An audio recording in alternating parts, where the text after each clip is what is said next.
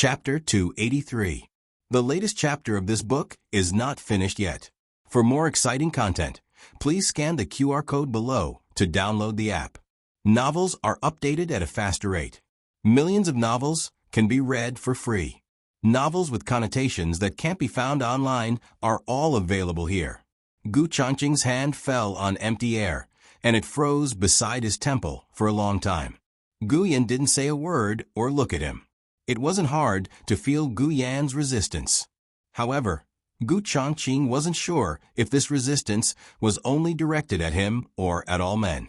After all, he had been disgusted by Tang Ming, so it was normal for him to reject other people's touch. As Gu Changqing thought about it, he put down his hand that was frozen in midair. He stared at Gu Yan with a gentleness that even he didn't notice. "When did you wake up?" "This morning," Gu Yan said in a low voice. His eyes were lowered, and his tone was a little distant. His appearance made Gu Changqing's heart ache. He hated himself for not cutting off one more of Tang Ming's arms. A strand of black hair hung down from his temples and fell on his thin cheeks. Gu Changqing instinctively raised his hand, wanting to brush away the disobedient strand of hair. However, before he could touch it, he remembered his current condition and silently put his hand down. "I just came to see you," he said carefully. He didn't dare to get too close to Gu Yan. On one hand, he was afraid that he would accidentally awaken Gu Yan's bad memories. On the other hand, he couldn't explain it clearly himself. It was as if Gu Yan was different from before. Their relationship had also imperceptibly changed. He didn't want to think too deeply about it, so he could only use Tang Ming as an excuse and think that everything was because of Tang Ming. Gu Changqing looked at Gu Yan steadily. "It's getting late. You should rest early. I still have something to do, so I'll leave first." After saying that, he stood up and was about to leave, but his steps paused. His gaze fell on the medicine bucket that was no longer hot, and he bent down. However, Gu Yan said, "No need. I still want to soak in it for a while." "Okay," Gu Changqing responded. He put the towel in his hand back on the medicine bucket and said to him, "Then I'll leave." Gu Yan remained silent. Other than when Gu Changqing entered the room, Gu Yan didn't know who it was. He raised his head and glanced at Gu Changqing. After that, Gu Changqing left. Gu Yan didn't look at him again. He heard Gu Changqing come out of the house. However, he did not know if it was an illusion, but he also heard the sound of iron chains. The iron chain on Gu Changqing's feet was completely cut off, but there was still a small piece of chain on his hand. When he went out, it accidentally fell out of his sleeve and collided with the shackles. Gu Changqing hurriedly pressed down on the iron chain and turned back to look at the house, as if he was looking at Gu Yan through the heavy curtain of night. After a moment, he retracted his gaze and mounted his horse. He spurred his horse back to the barracks. As soon as they arrived at the entrance of the camp, a large group of soldiers who were ready to go surrounded them. Leading them was Deputy General Hu. The soldier who had been knocked unconscious by Gu Changqing had already woken up and was standing beside Deputy General Hu. "Ah, Lord Hu, it's Commandant Gu." This soldier discovered Gu Changqing and pulled out the sword at his waist. Although he was afraid, he still resolutely stood in front of Deputy General Hu. "He's the one who killed Little Zhang and Louis. He even knocked this subordinate out." He looked at Gu Changqing with eyes full of loathing and vigilance. He was completely unaware that if Gu Changqing had not deliberately knocked him out, he would have been charged with dereliction of duty just because he had stood there in a daze. Gu Changqing was just like this. He did the best things, but bore the worst reputation. He never explained, nor did he ever clarify. Deputy General, who looked at Gu Changqing with a complicated expression, sees Commandant Gu. Everyone swarmed forward and surrounded Gu Changqing. However, with the deterrence of the cold-faced Yama, no one dared to be the first to charge forward and capture him. Gu Changqing dismounted from his horse. Everyone pointed their spears at him, but they couldn't help but retreat in unison. Gu Changqing slowly stretched out his hands and surrendered. Only then did everyone muster up the courage to step forward with the shackles. They looked at him fearfully, then braced themselves to take off his old shackles and replace them with 2 new ones. Deputy General, who breathed a sigh of relief and said, "Take him back to the torture room. Tomorrow, Lord Tang will deal with him." It rained heavily all night until dawn. Because of the rain, the ground was wet. Little Jing Kong went out and fell again. Gu Jiao picked him up, wiped his little hands, changed his clothes, and sent him to school. Hanlin Academy was on duty very early. Xiao Lulang left before dawn. After Gu Jiao sent little Jing Kong to the Imperial College, she turned around and went to the medical center. The second boss was instructing his subordinates to move boxes of medicine onto the carriage. Gu Jiao looked at it and asked, "Where are you sending it to?" The second boss said, "Little Gu, I haven't seen you for a few days. Is everything okay at home?" Gu Jiao didn't come to the medical center for a few days. She said that her family was a little busy. She didn't explain the details, so the second boss tactfully didn't ask. "Yes, everything is fine." Gu Jiao nodded. The second boss was relieved and said, "These are the new batch of medicine for wounds. They are to be sent to the Hushan barracks. I will ask Dr. Song and Xiao Sanzi to send them over later. I'll go." Gu Jiao said. The second boss frowned. "You go? It just rained last night, so it's not easy to travel. I'm afraid that the carriage will slip." "I'll go." Gu Jiao's attitude was very firm. The second boss knew her temperament. Once she made up her mind, even 8 horses couldn't pull her back. Moreover, it was just sending medicine. He just asked Xiao Sanzi to drive the carriage slower. "Then don't worry." Also, as if he thought of something, he reminded her in a small voice, "Something has happened in the Hushan barracks in the past few days. Tang Darren's nephew was injured. Be careful when you send the medicine. Don't offend anyone." "I know." Gu Jiao agreed. After the goods were packed, Gu Jiao and Xiao Sanzi went to the Hushan barracks. It had rained last night, so it wasn't too sunny today. The sky was gloomy and vultures circled overhead. When they were about to reach the Hushan barracks, Gu Jiao ran into Gu Chengfeng. Gu Chengfeng had also just arrived. He came down from the Marquis Ding and Manor's carriage. At this time, Gu Jiao was still sitting in the carriage, but he recognized Xiao Sanzi and asked, "Who was in the carriage?" Gu Jiao lifted the curtain. "It's you? Why did you also come?" Gu Chengfeng entered without being invited and got into Gu Jiao's carriage. He said to Xiao Sanzi, "Keep watch. If someone comes, call us." Xiao Sanzi was not in a rush to respond. Instead, he looked at Gu Jiao. Seeing Gu Jiao give a slight nod, he jumped out of the carriage and vigilantly stood guard for the two. This was the road leading to the Hushan barracks. 500 steps ahead was the barracks. It was within the barracks' sphere of influence. Normal people would not easily come here. If there were soldiers coming in and out of the barracks, there would not be many of them. Gu Chengfeng saw that it was safe and said to Gu Jiao, "Did you also hear about what happened last night? Eldest brother is really muddle-headed. How could he forcefully break out of prison in the middle of the night? Although he has not been convicted, he still has an official's position. He is also in the barracks. Privately escaping will be treated as a deserter. I really don't understand where he went in the middle of the night." At this point, Gu Chengfeng realized that Gu Jiao had not uttered a word. His gaze fell on Gu Jiao's small face, which did not show the slightest hint of surprise, and his eyes widened. "Do you know where Big Brother went last night?" Gu Jiao did not speak. Of course she knew. She came over to change Gu Yan's bandages.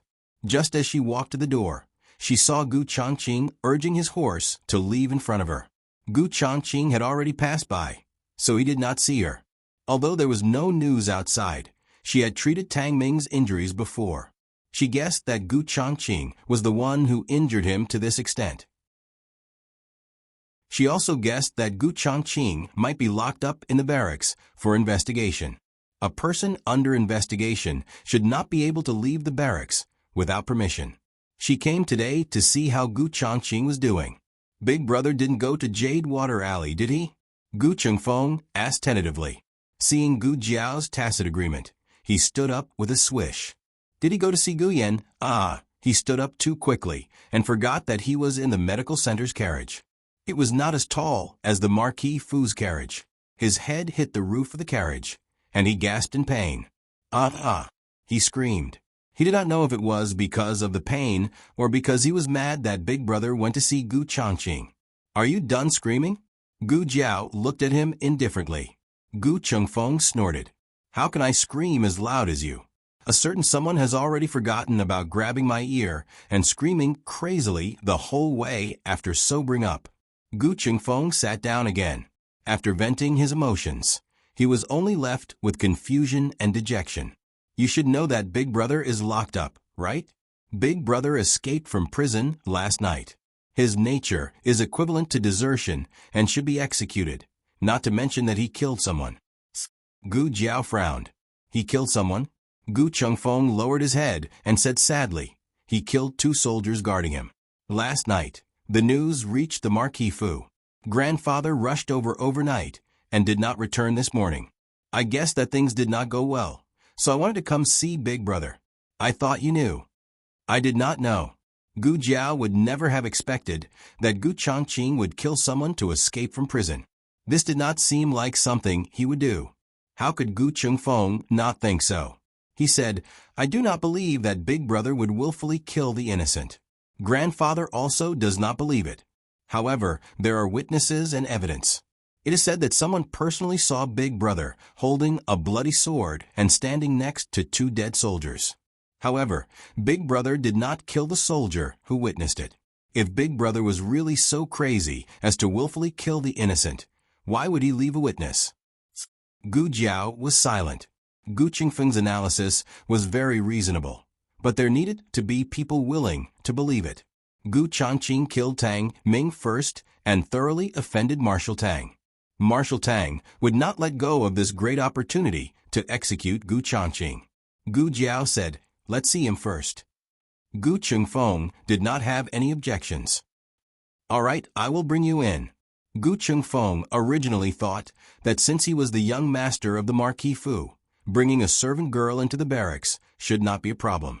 If it really did not work, he could say that Gu Jiao was the daughter of the Marquis Fu. He should still have this bit of face. In the end, when they reached the entrance of the barracks, the 2 were stopped. The reason was that unrelated people were not allowed to enter. What do you mean by idlers? I am someone from the Marquis Ding and Fu. Gu Chengfeng was angry. However, the soldiers did not allow them to pass. This is the order of the world's great marshal. We cannot do anything about it. Gu Jiao slowly lifted the curtain and handed over a matching card. Here, to deliver medicine. She pointed at Gu Chengfeng. This is a worker from our medical hall. Gu Chengfeng. When did I become a worker from a medical hall? The soldier took the matching card and examined it. He looked suspiciously at Gu Chengfeng. Are you the young master of the Marquis Fu or a worker from the medical hall? Gu Chengfeng stammered for a long time. Medical hall worker. The soldier returned the matching card to Gu Jiao. Don't stay too long. Come out after you finish delivering the medicine. All right. Gu Jiao took back the matching card. Gu Chengfeng was completely dumbfounded. What? These days, the title of the Marquis Fu's young master was not as useful as a worker from a medical hall? The 2 entered the military camp. The one who tested the medicine was still the same medical officer from last time. After dealing with the Miracle Hands Hall a few times, they were familiar with each other. In addition, the efficacy of the Miracle Hands Hall's medicine was better than normal medicine, so he was very polite to Gu Jiao. He knew that Gu Jiao was not someone who would cause trouble. When Gu Jiao went out, he thought that Gu Jiao was going out to get some fresh air and did not stop her. Gu Chengfeng brought Gu Jiao to the torture room, where Gu Changqing was locked up. Tang Yueshan had ordered that no one was allowed to visit Gu Changqing. However, the 2 were lucky today. The guard recognized Gu Jiao. Miss Gu. You know. Gu Chengfeng was shocked. We met once. Gu Jiao came to the military camp to deliver medicine. Coincidentally, a soldier had fallen to the ground with abdominal pain. She treated him and did not charge him. Gu Jiao said, "I'll go in and see him. I'll be out in a while." Then, "Okay. Miss Gu, hurry up. My partner will come later. If he finds out that I let you go, he'll be in trouble." "Okay." Gu Jiao nodded. The guard sneakily opened the door for Gu Jiao.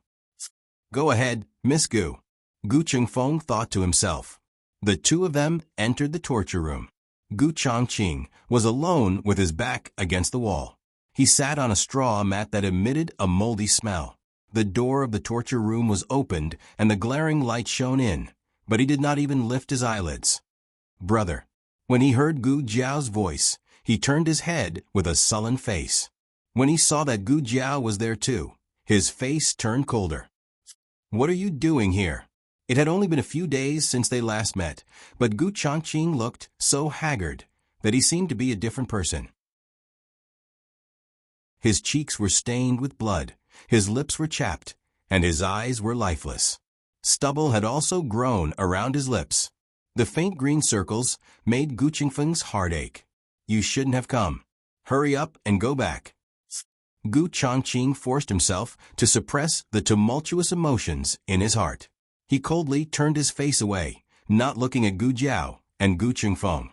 The two of them naturally would not leave. Since they were already here, they had to get to the bottom of it. Gu Jiao knelt down on one knee beside him.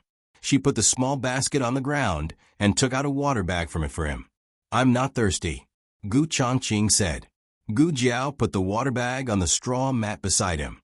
"Why did you suddenly go and see Gu Yan? Who led you there?" She asked so directly that even Gu Chongqing was stunned.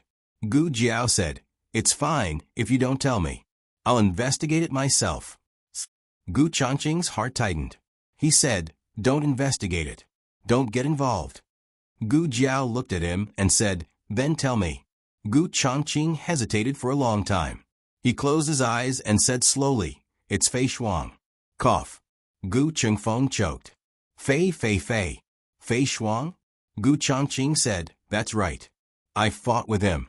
I recognized the mask he wore and the hidden weapon he used." Gu Chengfeng refuted, "It can't be him." "How do you know it's not him?" Gu Chongqing said. He suddenly realized something was not right. "You know Fei Shuang?" It was not strange that Gu Jiao knew. Gu Jiao had fought with Fei Shuang before. It was Gu Chongqing who told her that the person was Fei Shuang. However, Gu Chengfeng was always in the academy or the House of Ho. How could he know about the people in the Jianghu? I heard it from her. Gu Chengfeng decisively pushed the blame to Gu Jiao. At this point, Gu Chongqing realized that the two of them came together. Earlier in the House of Ho, Gu Jiao learned how to read from Gu Chengfeng, although it was actually blackmail. However, Gu Chongqing did not know that. Did his sister like her second brother more? Gu Chengfeng said, "Big brother, believe me, it's not Fei Shuang." Gu Chongqing said, "How can you be sure?" "It's still her." Gu Chengfeng continued to push the blame to Gu Jiao. "She said that she met Fei Shuang last night. She told me on the way here." Gu Jiao, how could he push the blame to her again and again? Gu Chongqing frowned and looked at Gu Jiao. "Fei Shuang came to find trouble with you again?" Gu Jiao's expression did not change. "No, it was just a coincidence. He was drunk. He was dead drunk." Gu Chengfeng's mouth twitched. "The person who fought with me last night did not have the smell of alcohol." Gu Chongqing thought about it carefully. The other party's movements did not seem like it. The reason why he recognized Fei Shuang was mainly because of the mask and the hidden weapons on the ground. Gu Chengfeng asked, "So big brother, you broke out of prison to kill Fei Shuang?" Gu Chongqing shook his head. "No, he told me that someone wanted to kill me. If he couldn't kill me, he would kill Ah Yan. Only then would he be able to vent the hatred in his heart." Gu Chengfeng's heart ached. Did he break out of prison because he was worried about Gu Yan? Was Gu Yan that important? Who was the one who said that he did not recognize Gu Yan back then? But look at what he did now. For Gu Yan, he was willing to give up his life. Did he not know the consequences of rushing out like that? Or did he not see that this was a trap set for him? No, how could he not see it? But he was not willing to take the risk. Gu Qingfeng's chest felt like it was suffocating a ball of fire. It burned his internal organs until they were in pain. He turned his head and ran out with red eyes. Miss Gu, someone is coming, the soldier reminded. Gu Jiao left the water bag to Gu Changqing and came out of the torture room.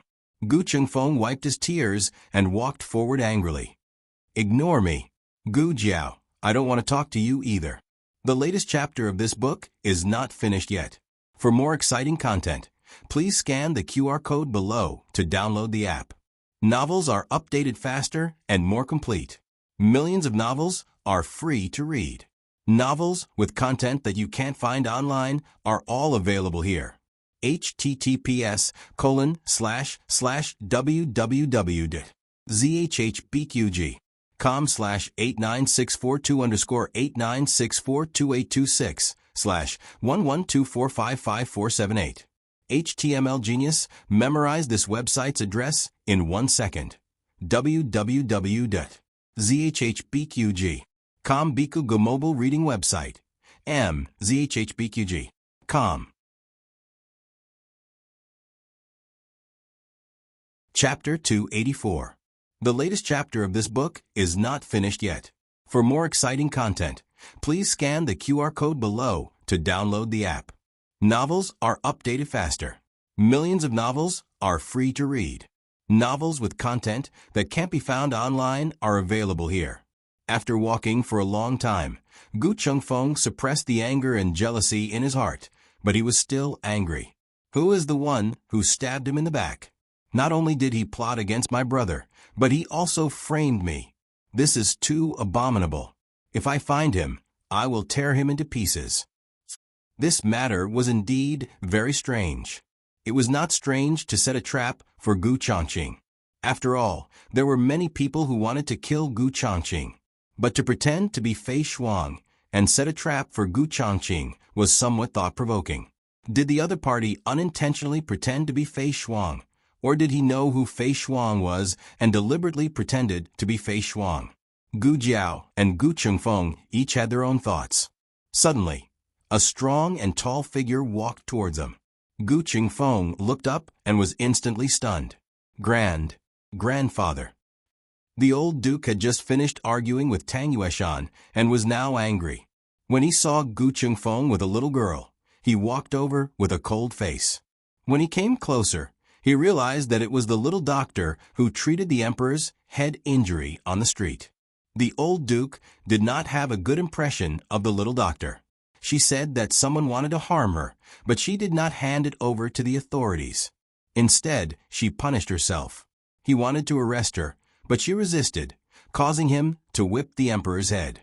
Why are you with the doctor? The old duke asked Gu Qingfeng in a low voice. Gu Qingfeng opened his mouth.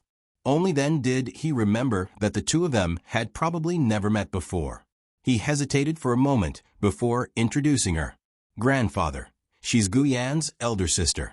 The other is a fraternal twin. He then looked at Gu Jiao. He's my grandfather and also your grandfather. Gu Jiao did not call him grandfather.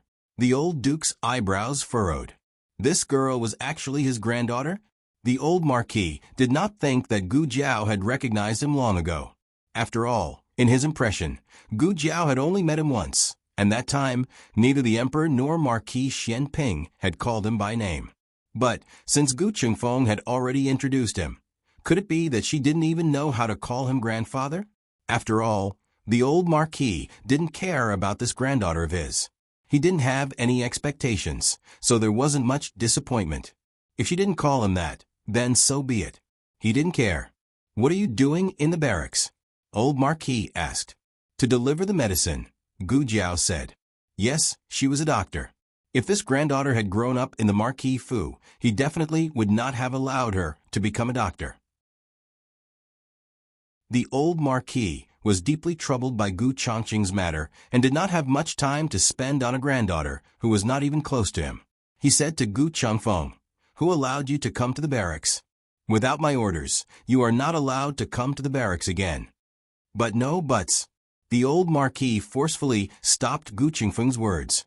Look at the situation now. Don't come here and make trouble. How did your talk with Marshal Tang go? Gu Jiao suddenly asked. The meaning of her words was obvious. She knew about Gu Changqing's situation, and she cared about it. The old Marquis had always thought that this granddaughter of his had no contact with the Marquis's estate, but now it seemed that this was not the case. She appeared with Gu Changqing and came to the barracks to deliver medicine on the day of Gu Changqing's accident. No matter how he looked at it, it was not a coincidence. Naturally, the old Marquis would not stop her from interacting with her half-brothers, but the consequences of this matter were too serious. Even he could not intervene, let alone a girl. This is not something you should concern yourself with, he said in a low voice. After delivering the medicine, hurry back. He did not have time to deal with a girl. He had to find a way to stop Tang Yueshan as soon as possible, otherwise Gu Changqing would not be safe. I'm at the Miracle Hall. Gu Jiao looked at his back and said, if you need anything, come to me. Oh, what could a girl help with? She did not know the immensity of heaven and earth.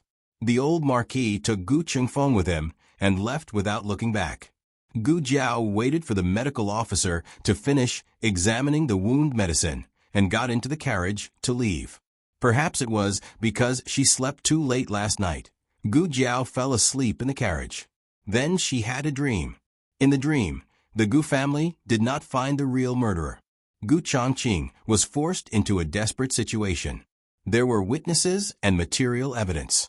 Tang Yueshan ordered Gu Changqing to be punished by military law and beaten to death 3 days later. In order to prevent his brother from being executed, Gu Changqing resolutely went to the barracks and revealed his identity. He said that he was Flying Frost, that he killed the soldiers, and that Gu Changqing broke out of prison to catch him. As punishment for fighting with Tang Ming and cutting off one of his arms, Gu Changqing was beaten 100 times and stripped of his official position. He was then released. But no one expected that on the night Gu Changqing returned to the Marquis Manor, Tang Ming was killed. Tang Ming did not die earlier or later, but he was killed as soon as Gu Changqing was released. If it was a coincidence, it was too much of a coincidence. Regardless of whether others believed it or not, Tang Yueshan did not believe it. He was certain that Gu Changqing killed Tang Ming. Tang Yueshan, who had lost his mind, rushed into Marquis Ding's manor and stabbed Gu Changqing in the chest with a sword. Gu Jiao woke up with a start. Everything in the dream was clearly visible. Even the blood that flowed out of Gu Changqing's heart seemed to still be warm, dripping onto her fingertips. The tragedy happened tonight. Afternoon, Tang Yueshan announced that Gu Changqing would be beaten to death 3 days later. In the afternoon, Gu Chengfeng went to the barracks to walk into a trap. That night, Tang Ming was assassinated. It was easy to prevent the tragedy from happening. As long as Gu Chengfeng did not go to the barracks to take the blame, Gu Changqing would not be released. Tang Ming's death could not be blamed on him. But there was a drawback to doing this. It was unknown whether the other party killed Tang Ming out of a personal grudge or to frame Gu Changqing. If it was the former, then it was possible that he would still go to kill Tang Ming tonight. If it was the latter, if Gu Changqing did not come out, the murderer would not take action. If they did not take action, how could she catch the murderer? Xiao Sanzi, wait. Go back to the barracks. Oh. Gu Jiao returned to the barracks and met with Gu Changqing again. Did you tell them that the murderer might be Fei Shuang? Gu Changqing shook his head. Not yet. It was useless even if he said it. Without any evidence, anyone would think that he was making it up. Then did they guess it? Gu Jiao asked again. Gu Changqing thought about it and shook his head again. They did not fight with Fei Shuang. Just a few hidden weapons should not be enough to determine that someone was here, and it was Fei Shuang. Just as Gu Jiao guessed, the other party did not leave enough evidence. It was not to frame Fei Shuang, but to force Fei Shuang to come out herself. It seemed that the other party knew about the relationship between Fei Shuang and Gu Changqing, and was sure that Fei Shuang would take the blame for Gu Changqing. The other party's goal was not to kill Fei Shuang, but to make Gu Changqing walk out of the barracks. Then they would kill Tang Ming and frame Gu Changqing. But Gu Changqing had escaped from prison last night. So why didn't the murderer kill Tang Ming last night? If that was the case, wouldn't they have been able to frame him long ago? Gu Jiao touched her chin. Could it be that it was inconvenient for the murderer to take action last night? No matter what, Gu Changqing had to leave the barracks today and lure the murderer to kill Tang Ming according to the original plan. In principle, he could do it tomorrow or the day after.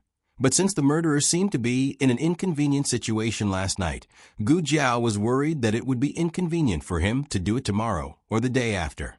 Seriously, he was not even professional when he was a murderer. Afternoon, the events in Gu Jiao's dream happened. Tang Yueshan really did convict Gu Changqing and announced that he would be flogged to death in the barracks 3 days later. Some people fought for Gu Changqing, while others were extremely cold. The atmosphere in the Gu clan army was extremely cold. They all thought that Gu Changqing had taught Tang Ming a lesson to stand up for them. But now, Gu Changqing was going to be executed for them. Boss, if he really dares to flog Commandant Gu to death, let's rebel. Yes, rebel. I've long disliked Tang Yueshan and his nephew. If I continue to work under them, I might as well cut off my balls. The Gu clan army was filled with righteous indignation. This was a scene that Gu Jiao did not see in her dream. But just as everyone was rubbing their palms together, flames suddenly appeared outside. Immediately after, someone ran and shouted, "Fire! Fire!" The fire was in the torture chamber. The soldiers rushed to put out the fire. The fire was put out, but Gu Changqing was nowhere to be found. A soldier shouted, "This is bad." Gu Changqing escaped. Everyone searched the barracks, but did not find Gu Changqing. If he had been burned to death, there should at least be a corpse. Could it have been burned to ashes? When Deputy General Hu learned of this, he immediately reported it to Tang Yueshan. Tang Yueshan was furious. "What are you all doing? You can't even keep an eye on a prisoner. Hurry up and search for this marshal. Even if you have to turn the capital upside down, you must find Gu Changqing for this marshal." The moon was dark and the wind was strong. Gu Jiao and Gu Chengfeng wore night clothes and lay under the flowers outside Tang Ming's courtyard.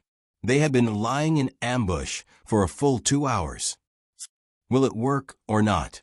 Will the murderer really come to assassinate Tang Ming? Gu Chengfeng asked. Yes. Gu Jiao said. Nothing had changed.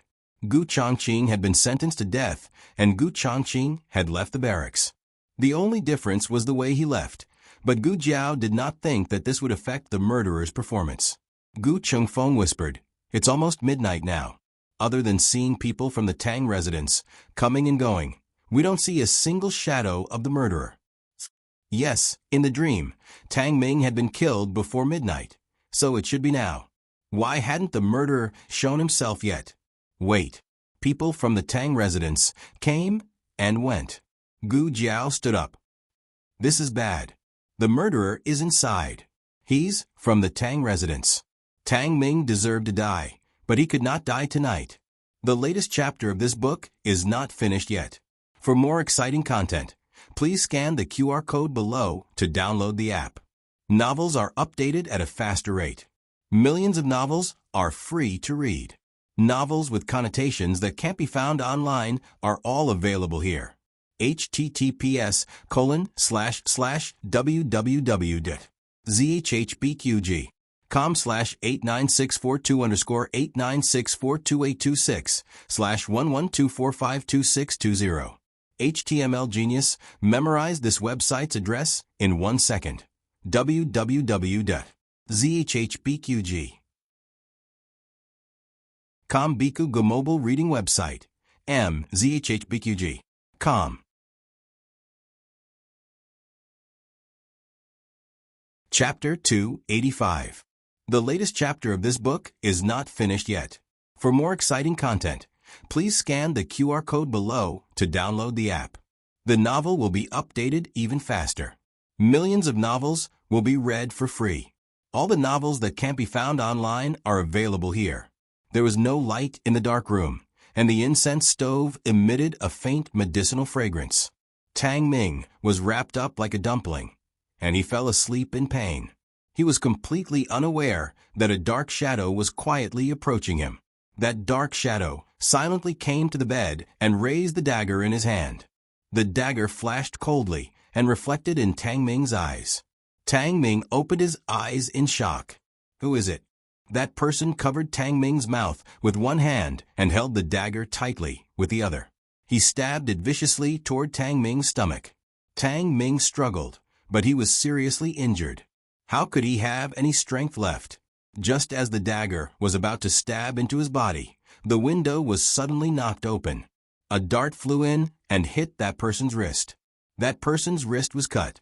In great pain, his fingers loosened, and the dagger fell to the ground. That person saw that the situation was not good and turned to run. Just as he pulled open the door, Gu Jiao blocked the door. He looked in horror at the black-clothed masked man who had appeared out of thin air. He turned and ran toward the window. Gu Qingfeng jumped in through the window again. He had nowhere to run. His body trembled. In a flash, he suddenly bent down, grabbed the dagger on the ground with his uninjured left hand, and slashed toward his own neck. "Huh, you want to kill yourself? It's not that easy." Gu Qingfeng threw another dart and deflected the dagger in his hand. Gu Qingfeng walked to the wall and pulled out his own darts one by one. He then came to the bed and hit Tang Ming's mute acupoint under his terrified gaze. "Listen carefully. Who is it that wants to kill you?" Gu Qingfeng had seen Tang Ming before. At that time, Tang Ming was still insufferably arrogant. But now, he didn't have any arrogance at all. He was extremely terrified. Gu Qingfeng didn't bother with Tang Ming anymore. Instead, he slowly looked at the person who was captured alive. This person's attire was no different from the manservant of the Tang residence. When Gu Jiao had injured Tang Mingji, she had seen this person before. He was one of Tang Ming's servants. His name was Gu Jiao, but she wasn't sure. Gu Qingfeng kicked him to kneel on the ground. "Who sent you? Who are you?" the servant asked. "Oh, you still have the guts to ask who they are when you're about to die?" That was true. If he didn't have enough guts, he wouldn't have been able to murder Tang Ming. Gu Qingfeng cleared his throat and crossed his arms. He looked down at him and said, "We are the secret guards sent by the marshal to secretly protect young master." "Young master?" The servant smiled.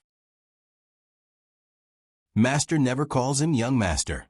He always asks us to call him young master." Each manor had their own custom and address. For example, Ding and Manor was addressed as young master, causing Gu Qingfeng to use this when he opened his mouth. The corner of Gu Qingfeng's mouth twitched. Did it collapse so quickly? Could he let the #1 bandit in the capital have a taste of being a secret guard? The servant said sarcastically, "No matter what you ask, the answer is always the same.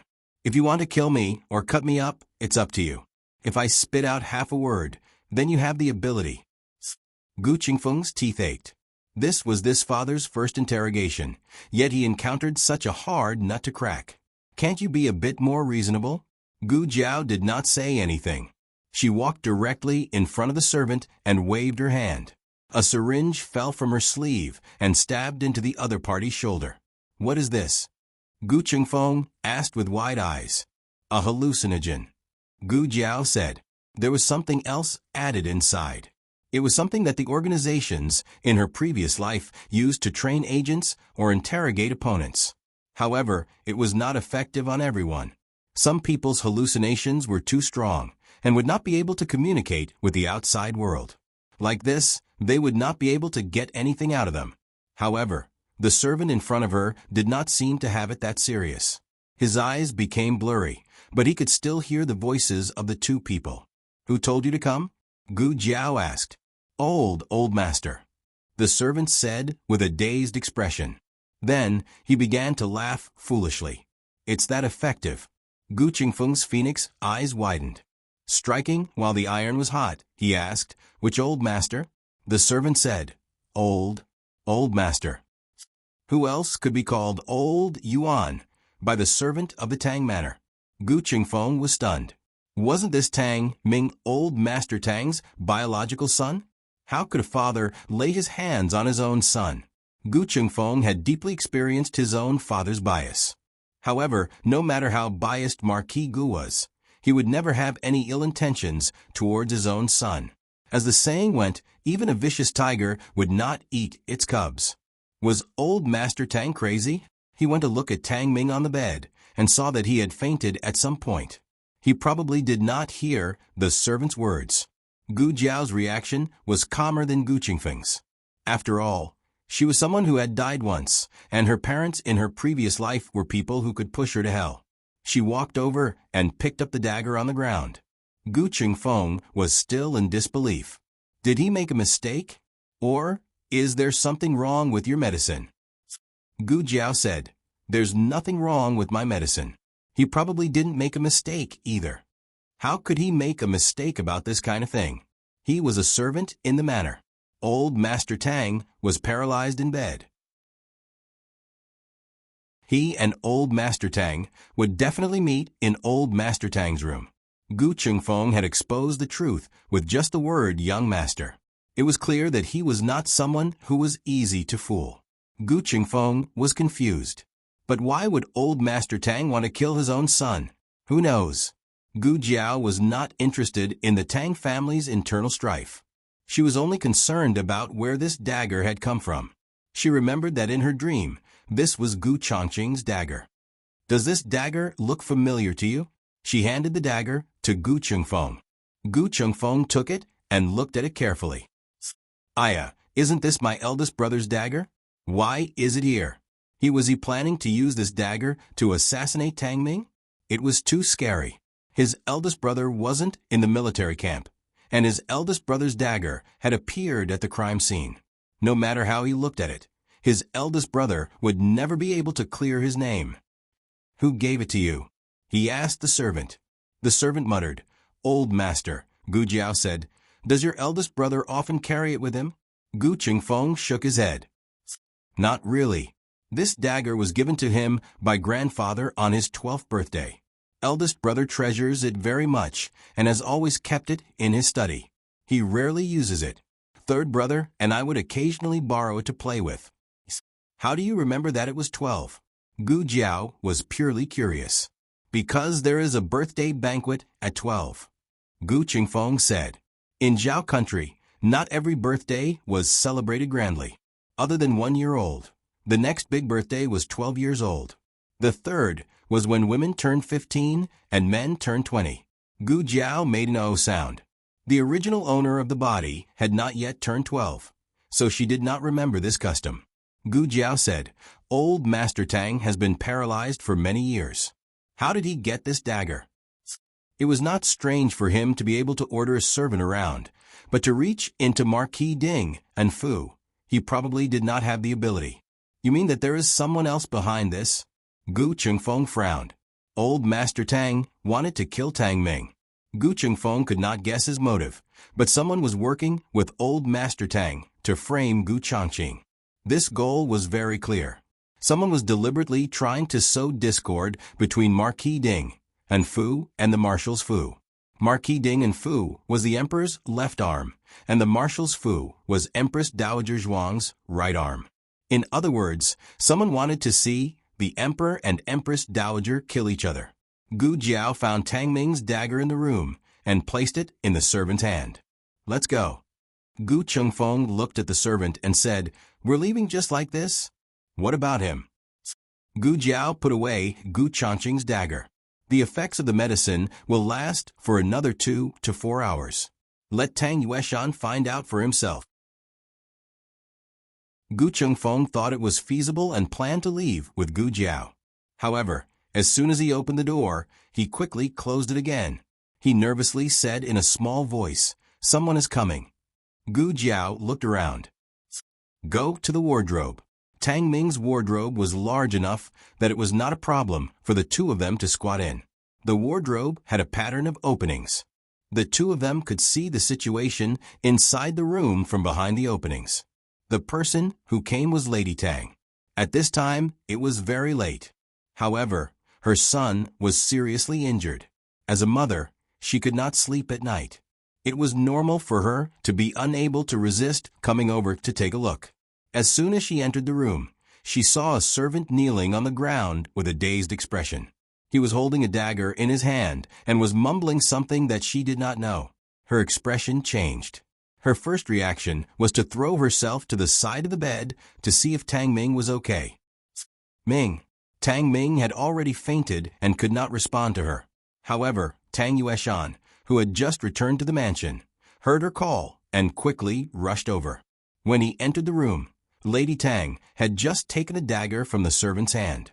Tang Yueshan saw that Lady Tang was holding a dagger, and his eyes trembled. He almost instinctively went to the side of the bed and blocked the unconscious Tang Ming. Ming is your son. What do you want to do? Gu Qingfeng frowned. Tang Yueshan's reaction was very strange. Other than Lady Tang, there were two other people in the room, Tang Ming and the servant. Lady Tang was holding a dagger in her hand. Even if Tang Yueshan suspected that she wanted to kill someone, why did he suspect that she wanted to kill his own son instead of the servant? Digression, third watch. Are you surprised? Are you surprised? Also, are there any guaranteed monthly tickets? The latest chapter of this book is not finished yet. For more exciting content, please scan the QR code below to download the app. Novels are updated faster and more complete. Millions of novels are free to read. There are all the novels that you can't find online. https://www.zhbqg.com/89642826/112445513. HTML Genius memorized the website address in 1 second.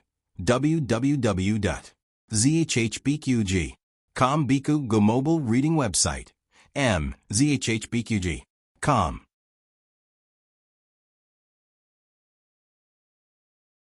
Chapter 286.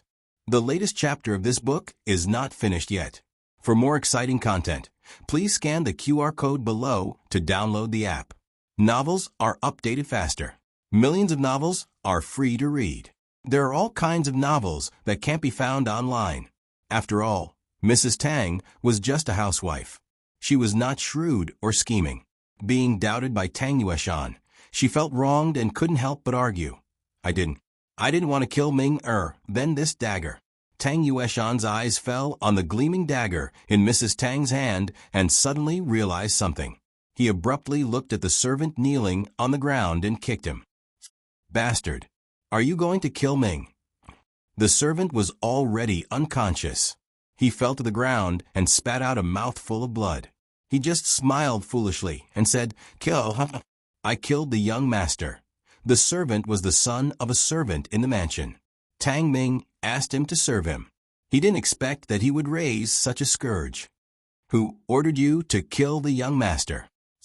Tang Yueshan said coldly. The medicine injected by Gu Jiao was still in effect. His consciousness was very weak. Basically, he would answer whatever was asked. He said blankly, Old master." Although Gu Qingfeng had already expected this result, he felt different when he heard it again. He wanted to know what Gu Jiao was thinking. He turned to look at Gu Jiao. Gu Jiao's face was as calm as water. Does this girl even have a heart? Was she a living person? After Gu Qingfeng was done cursing in his mind, he focused his attention on Tang Yueshan and the others. The door was wide open. The moonlight and the candlelight came in together and lit up the room. After hearing the words "old master," Tang Yueshan and Mrs. Tang's faces changed. Tang Yueshan was shocked and angry. Mrs. Tang was also surprised. There was a trace of anger, but it was soon covered by great sadness and guilt. Her body went limp and the dagger in her hand fell to the ground with a loud clang. The next second, she covered her face and knelt on the ground, sobbing painfully. He knows everything. Her whole body was trembling, and tears flowed out from between her fingers. Her suppressed voice hid endless pain. Tang Yueshan, who was in a state of great shock and anger, was stunned when he heard her cry. He suppressed the anger in his heart and slowly walked in front of Lady Tang. He knelt down on one knee, and his expression softened.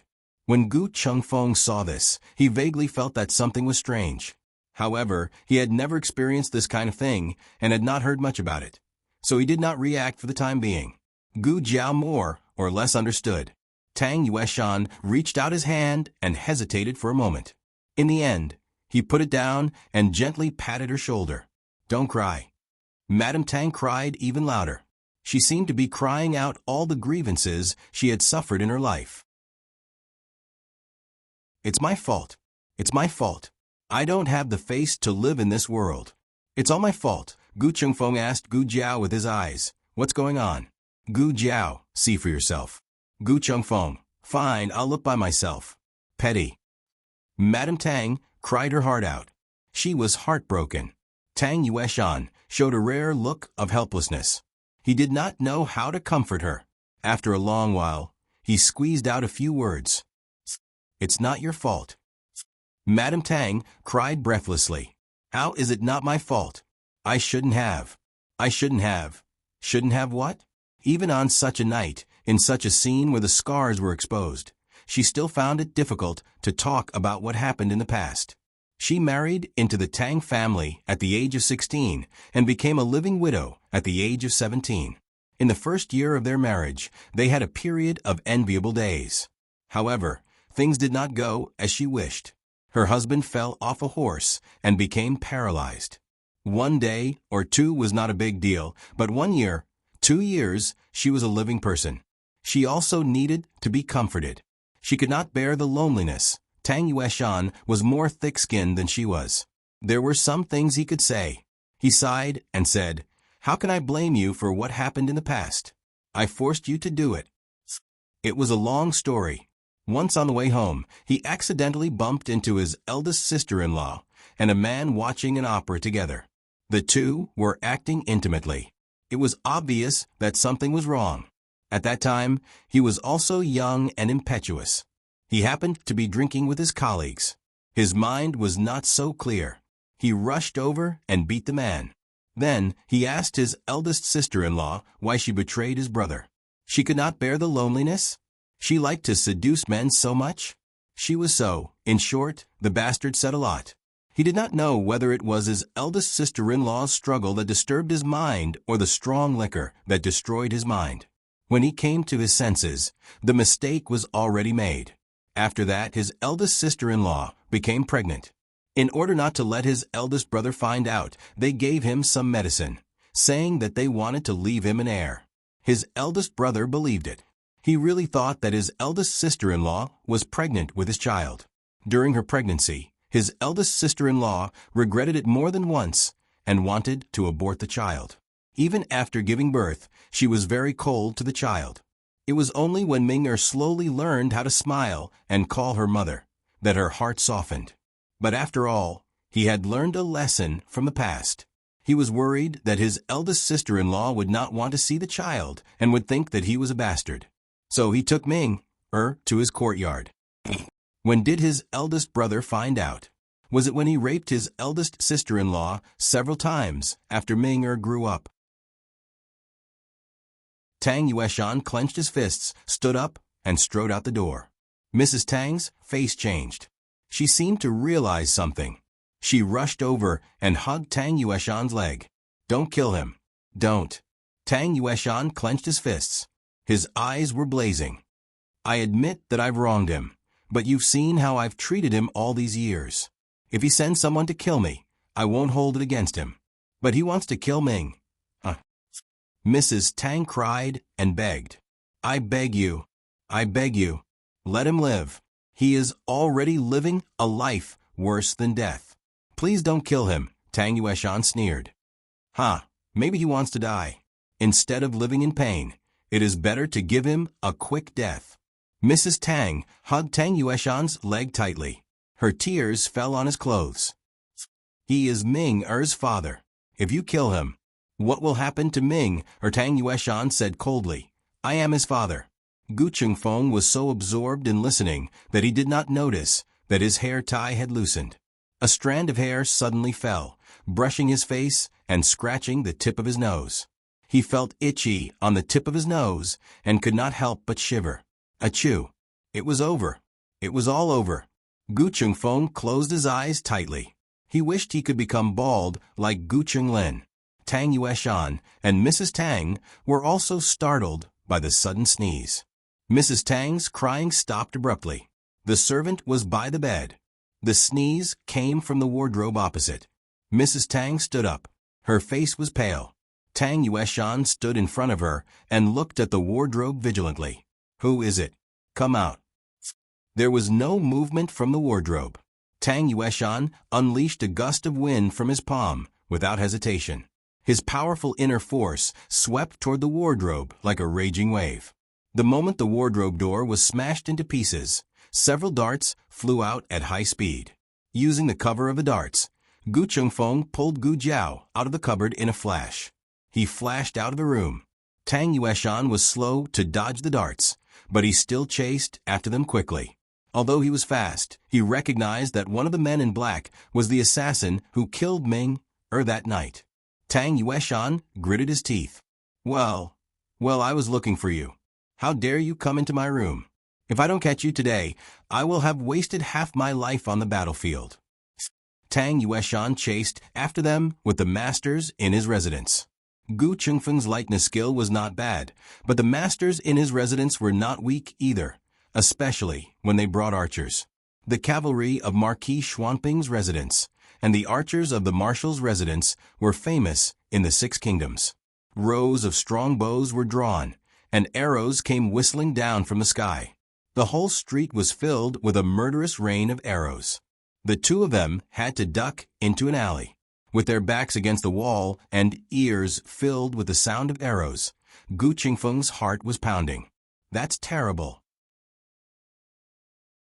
No wonder it was said that even the Yin Kingdom's army could not take down a city guarded by the Tang family's archers. They were too powerful. Whoosh! They had clearly dodged into the alley, but there was still an arrow that shot towards them as if it had grown eyes. The two of them backed away. The arrow nailed into the bluestone floor, 3 inches into the ground. The arrow's feather flashed.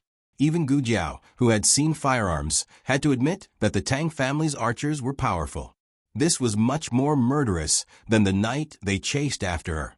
That night, Tang Yueshan probably wanted to catch her alive, so he did not use his full strength. Tonight, they heard the most unbearable secret of the Tang family. Tang Yueshan would never let them live to see tomorrow's sunrise. A guard rode his horse and chased into the alley. Gu Jiao shot him down from the horse's back with a silver needle. Then she mounted the horse. Gu Jiao also mounted the horse. He sat behind Gu Jiao. Coincidentally, Tang Yueshan arrived at the same time and launched another palm strike. Gu Jiao urged the horse to rush out, but she was too late. The aftershock of the internal energy hit Gu Qingfeng's back. Gu Qingfeng spat out a mouthful of blood. His face scrunched up in pain. Why did he have to ride with her? Wouldn't it be better to wait for the next horse? The horses in the marshal's residence were not bad, except for Gu Chongqing's. This was the fastest horse Gu Jiao had ever ridden.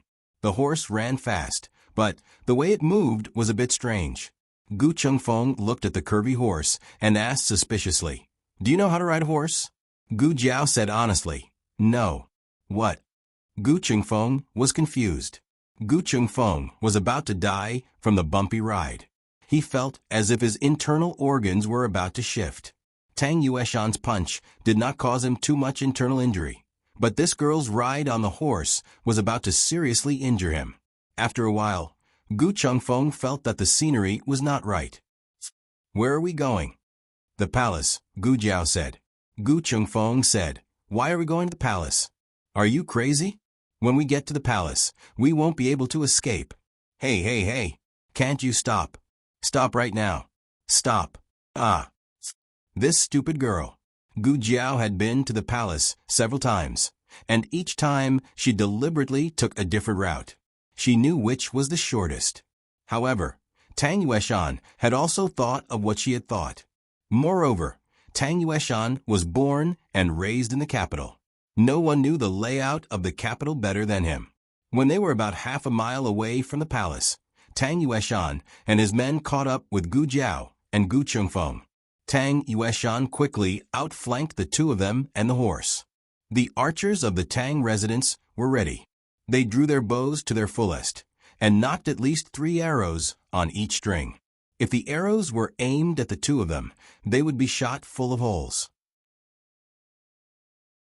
Gu Jiao's horse stopped. Tang Yueshan rode on his tall and mighty steed and slowly walked towards Gu Jiao and Gu Qingfeng. He stopped about 10 steps away from them. He tightened his grip on the reins and looked at the 2 of them with disdain and hatred. I'll give you a chance. Who sent you? Why did you hurt Ming? If you tell me the truth, I'll give you a quick death. You won't be able to live. You hurt someone you shouldn't have hurt and heard something you shouldn't have. The best I can do is to make sure you suffer less so that you can die a quick death. Gu Qingfeng gritted his teeth. Why don't you just die? You son of AB*TCH. You have no regard for ethics. You and your sister-in-law.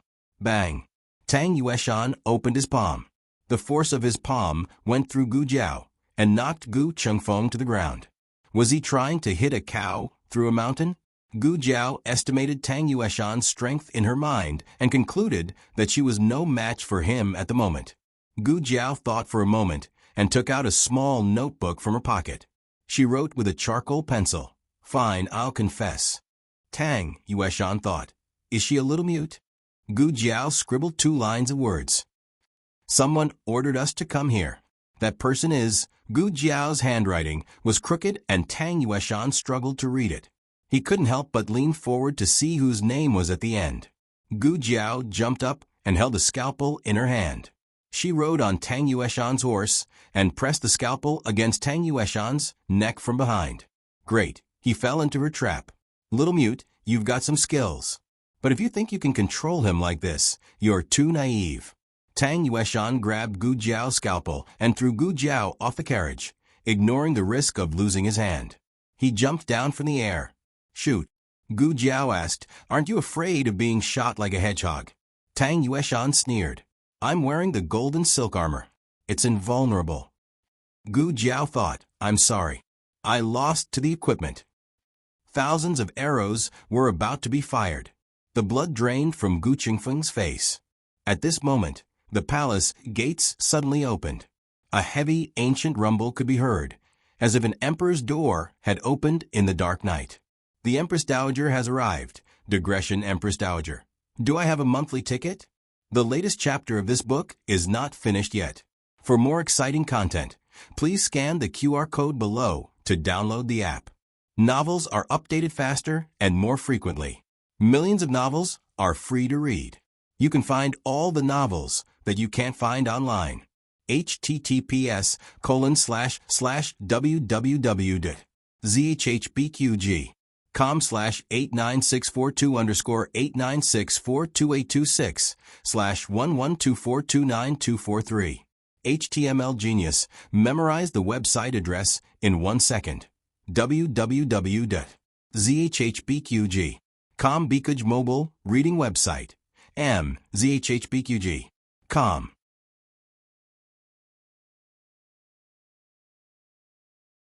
Chapter 287. The latest chapter of this book is not finished yet. For more exciting content, please scan the QR code below to download the app. Novels are updated faster. Millions of novels are free to read. There are all kinds of novels that can't be found on the internet. Why did the Empress Dowager leave the palace at this hour? Tang Yueshan had good hearing, but he doubted that he had heard it wrong. He glanced to the palace gate and saw the Empress Dowager's golden phoenix carriage dazzling in the dark night. All of you stop, he shouted. The archers hurriedly withdrew their bows. Tang Yueshan was not afraid that Gu Jiao would run away. If she dared to run, she would be offending the Empress Dowager, and he would shoot her into a hedgehog. Tang Yueshan lifted his clothes and knelt in the direction of the Empress Dowager. As soon as he knelt, the guards and archers around him knelt as well. Gu Jiao came to Gu Qingfeng's side and knelt on one knee. She looked at Gu Qingfeng, who was lying on the ground, and pinched his wrist. She put 3 fingers on his pulse. Gu Qingfeng was in pain all over, but it was not a serious internal injury. Hitting a cow through a mountain had certain limitations and was not very powerful. However, Gu Chengfeng was a little stunned and could not move at all. 8 strong eunuchs, all of whom were masters of the imperial palace, carried the wide Empress Dowager made of Phoebe Jinan wood. Their breathing was steady. The South Sea shark gauze hanging from the canopy of the Empress Dowager was priceless and priceless. The gauze on all sides was rusted with different forms of golden phoenixes. The night wind blew the gauze, and the golden phoenixes sparkled, as if they were about to fly out at any time. Tang Yueshan was a decisive general, but at this moment he had to admit that Empress Dowager Zhuang was powerful. In this world, women had it harder than men. Women may have to work 10 times harder than men to achieve the same thing. Tang Yueshan would never underestimate this woman in the imperial harem. She could kill the former emperor, depose the former crown prince when he was childless, and still be the Empress Dowager when the new emperor was already an adult. How could she be weak? The Empress Dowager Zhuang stopped. She was closer than Tang Yueshan expected. Tang Yueshan was flattered and almost forgot that there were 2 assassins behind him. "Greetings, Your Majesty." Tang Yueshan knelt and bowed. "Why did Your Majesty leave the palace so late at night?" Generally, Empress Dowager Zhuang would not go out of the palace. After all, the rules of the royal family were there. Although Empress Dowager Zhuang did many things that were against the rules, Empress Dowager Zhuang also knew what was important. She would try her best to put her rebellious behavior on things that she had to do, such as holding court behind the curtain. Behind the mermaid veil, Empress Dowager Zhuang's long and majestic voice sounded. "Do I need to report to you what I do?" Tang Yueshan was slightly taken aback. These words could be said to be unreasonable. In any case, he was a favored official of the Empress Dowager. Why did he feel that the Empress Dowager spoke to him with a sense of alienation and coldness? But thinking of Empress Dowager Zhuang's temperament, Tang Yueshan didn't take it to heart. "I have overstepped. Please forgive me, Empress Dowager." He cupped his hands and bowed, waiting for Empress Dowager Zhuang to let him rise. However, Empress Dowager Zhuang didn't call him up. She just said lightly, "You brought so many people to make a scene at the palace gate. Why? Are you trying to rebel?" There was still a bit of distance from the palace gate. What's more, he brought the guards of his mansion, not the soldiers of the military camp. How could he rebel? Tang Yueshan reported, "Empress Dowager, an assassin broke into the marshal's mansion tonight. I came here to catch the assassin. I hope Empress Dowager can understand." Empress Dowager Zhuang coldly interrupted him. "Catch the assassin near the palace. You didn't come out to stop me. Are you going to break into the palace directly later?" It turned out that the Empress Dowager left the palace to stop him. After the Empress Dowager promoted him to be the marshal, the relationship between the Empress Dowager and the Emperor became more and more tense. At this juncture, he couldn't be allowed to make any mistakes. Tang Yueshan cupped his hands and said, "I was reckless. Please forgive me, Empress Dowager." Empress Dowager Zhuang said earnestly, "Tonight it was I who found you. I naturally believe in your loyalty. But if His Majesty finds out, it won't be something that can be settled with just a few words. I just promoted you. Don't make trouble for me." Tang Yueshan kowtowed and said, "I know I'm wrong." Empress Dowager Zhuang said again, "Well, since they are assassins, just deal with them. A long night is full of dreams, Eunuch Qin." Eunuch Qin stepped forward and said, "I'm here."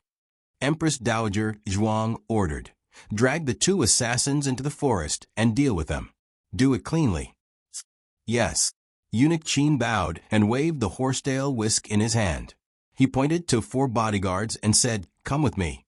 The bodyguards followed Eunuch Qin. They passed by Tang Yueshan and came to Gu Jiao and Gu Chengfeng.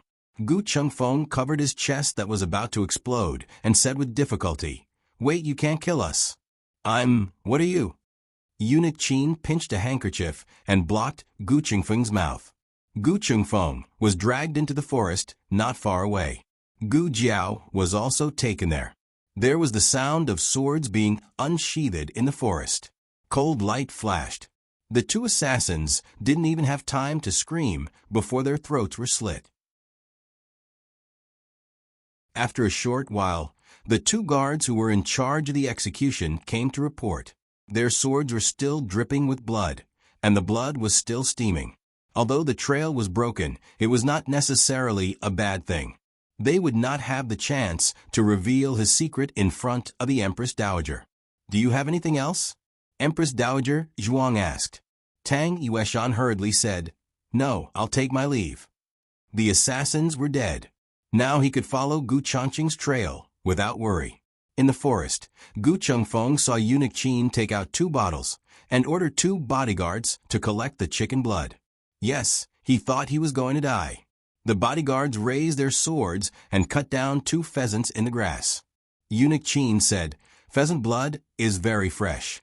It's delicious to make duck blood curd." Gu Chengfeng was speechless. "Is this the point? I was almost scared to death. You're telling me this? The Empress Dowager asked you to kill people. Is it okay for you to kill chickens? And you," he looked at Gu Jiao. "I'm about to pee my pants. Is it okay for you to be so calm?" Gu Chengfeng thought this was the biggest scare of the night. But what happened next made him kneel on the spot. Eunuch Qin took them to see the Empress Dowager. He thought that he could not hide the fact that he was the young master of the Marquis family. The Empress Dowager and the Emperor were not on good terms. She would not let him go easily. As soon as he thought about it, he saw a small black shadow flash by. It was running towards the Empress Dowager's phoenix carriage. Gu Chengfeng's hair stood on end. You don't assassinate the Empress Dowager. You can't assassinate her. You'll be stabbed into a hedgehog."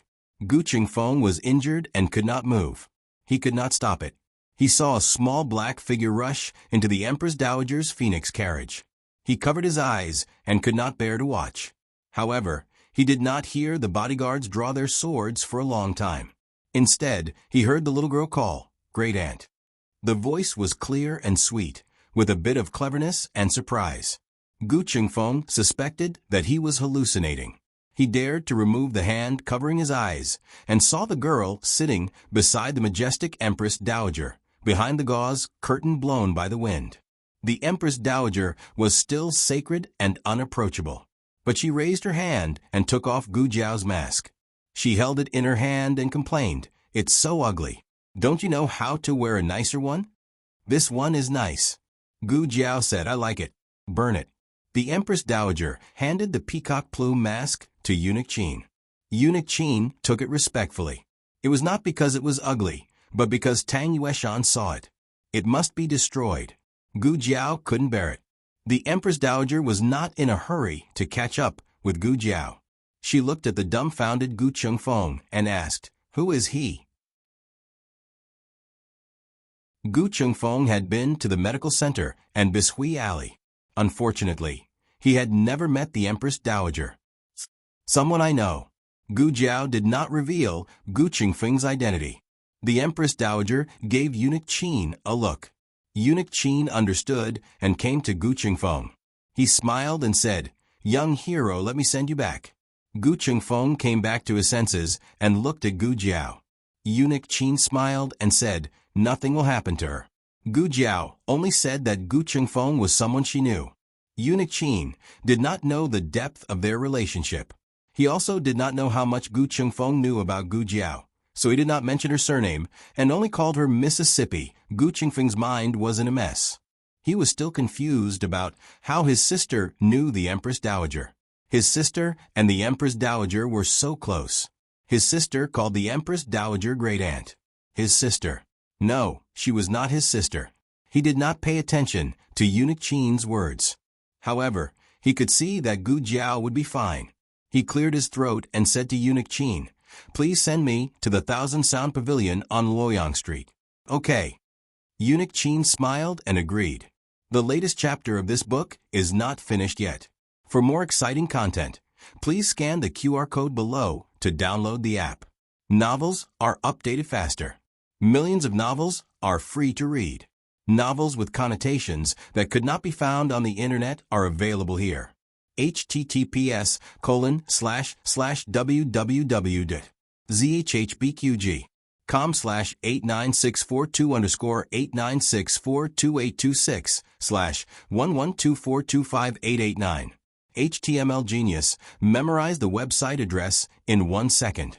www.zhhbqg.com Biku Pavilion Mobile Reading Website. zhhbqg.com.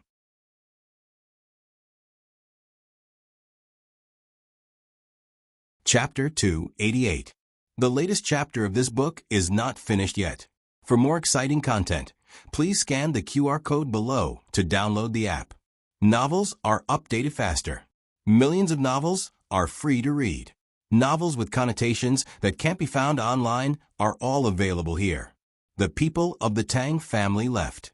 Gu Chengfeng also left under the escort of eunuch Qin. Empress Dowager Zhuang took Gu Jiao back to Rinshou Palace. Gu Jiao was dressed in a small black dress. She crawled into cabinets and ran away, making her body dirty. Empress Dowager Zhuang took Gu Jiao to the bathing pool in Rinshou Palace to freshen up. Although she knew that Gu Jiao didn't like strangers to serve her, the pool was too big. There were some things that she hadn't used before. Empress Dowager Zhuang still arranged for 2 clever palace maids to serve her. It was Gu Jiao's first time soaking in the palace pool. It felt strange and fresh. The bright and spacious palace hall was surrounded by golden dragon pillars. The bathing pool was in the middle. There were gauze curtains on all sides. The scene inside was faintly discernible. Outside the gauze curtains, there were 4 candlesticks in the 4 corners. From top to bottom, the number of candlesticks increased with each floor. There was no fire inside the gauze curtains. Instead, the floor and the walls of the bathing pool were inlaid with very large luminous pearls. The pool was sprinkled with freshly picked petals. Each petal exuded a strong fragrance. Gu Jiao soaked her entire body under the petals.